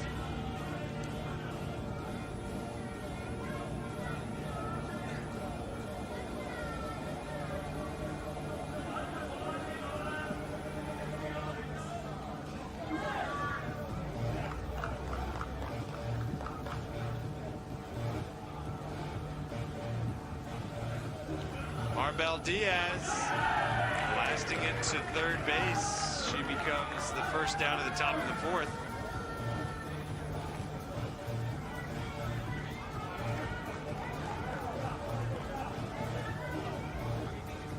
Here's Marquez. What a catch! Tsuji makes the grab. Marquez put it where he wanted it. Got a lot on it. No fear at third base. Now up the middle, knocked down. But it is a 2-out hit for Venezuela. They so badly want a chance to take on Cuba in the championship on Saturday. Both teams do, and the winner of this game likely will. Again up the middle, and that seems to be working for Venezuela here. Big spot for Sosa.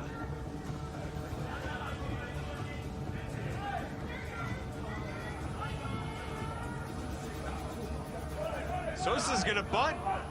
Throw to first, offline, and a run's gonna score. Safe at third, Sosa to second. 4-3 in the top of the fourth.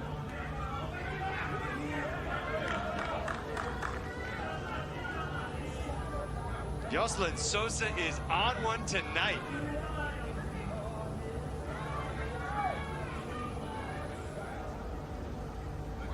Diaz gonna go for the bunt first base side, but the throw beats her to the bag. And so after 3.5, Japan holding the slimmest of leads at 4-3.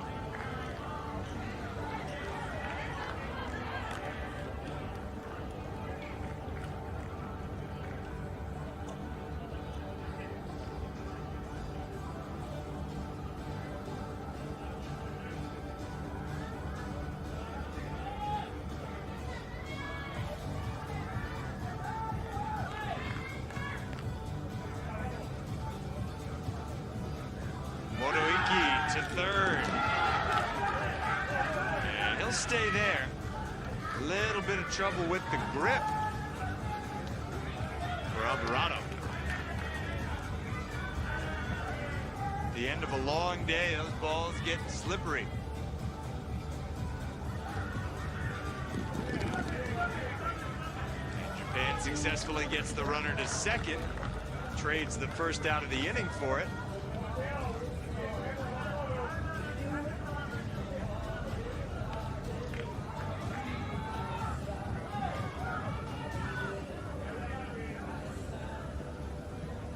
Rokaku, right side, per usual.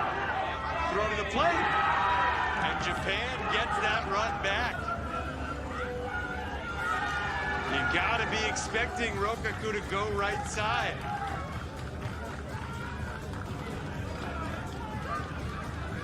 It looked like it caught Diaz off guard. No Colina in the lineup here. Venezuela instead having Marbel Diaz join Sosa.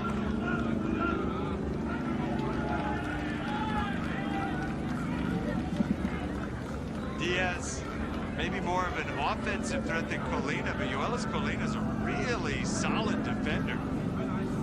Personnel decisions loom large when you get to this third set. Japan threatening for more, they hit it to third. They score again, 6-3 in the bottom of the fourth. Venezuela's going to need to score at least 3 runs in the fifth if they want to get to the championship.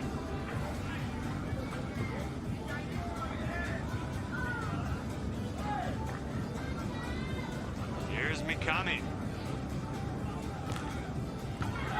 Up the middle hard.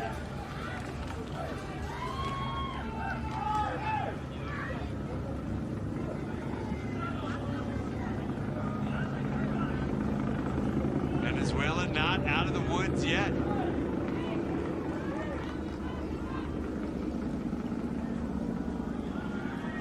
And now the step of the second base bag, and that'll do it. 4 innings complete. And this is a tall order for Venezuela, but it's a team that has shown no quit and a team that's proven it can pile up runs in bunches. They'll have to have their finest inning of the tournament here against Japan, the reigning silver medalists. They do. Venezuela start at the top of the lineup with Marquez, then Molina and Alvarado. You'd like to think that all 3 need to reach base safely. Where do they go? Up the middles has seemed to be working, and that's where they go. Up the middle, Marquez safe at first. That's step 1. You just got to take it 1 step at a time.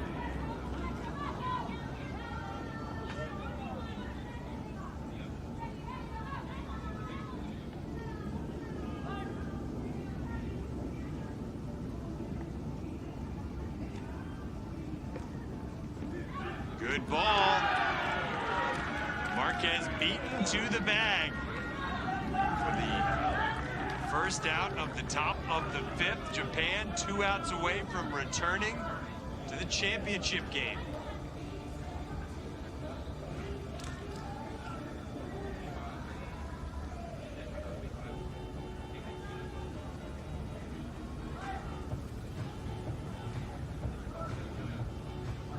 Alvarado time.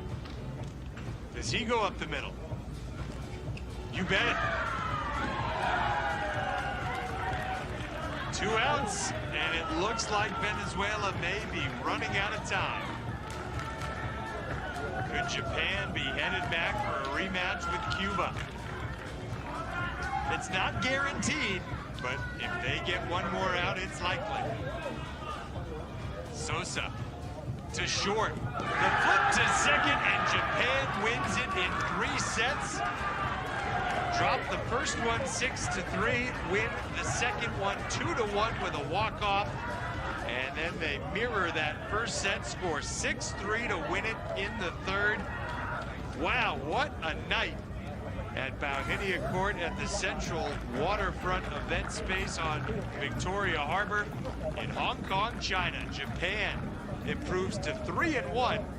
The only 3-win team in the super round. Venezuela and France tied at 2-2. Cuba 4-0 is awaiting one of those 3 teams, and it'll depend on tomorrow's result.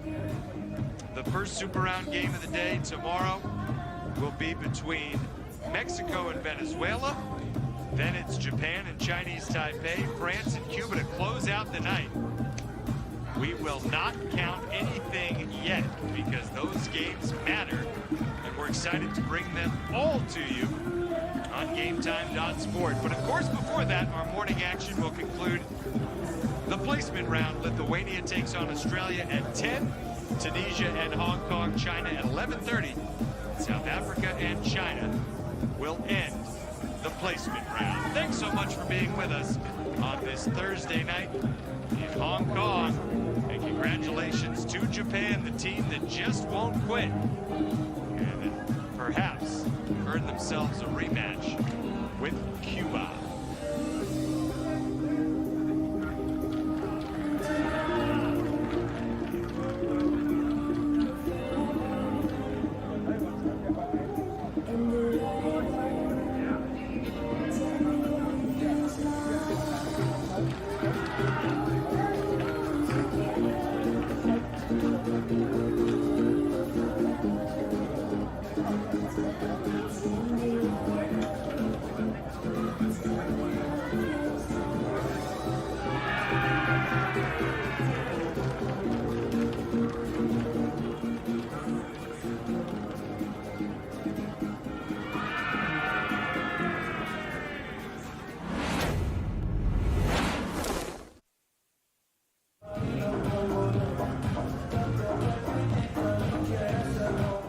Representing the home team of Japan are the starting players.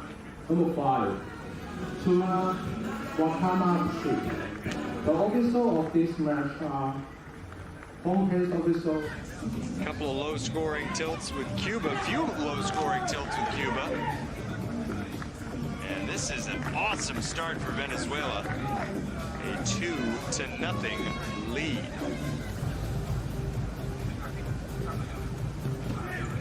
Humberto Molina puts it in play. Another run scores. A 5-0 lead. They take care of business, and they win the second set here tonight. I think more in the game's first run, the set's first run. And he will. Venezuela, a 1-0 lead. This team's on a mission. When they played Cuba the other night, they had leads. In both sets, they wound up losing both sets by 1 run each. It's Mio Oshima. Oshima hits it. The flip to the plate, and Japan wins. We're going to a third set. The timing was there. The ball got there in time. The flip just a little wide of the mark. Come back to finish it up after this.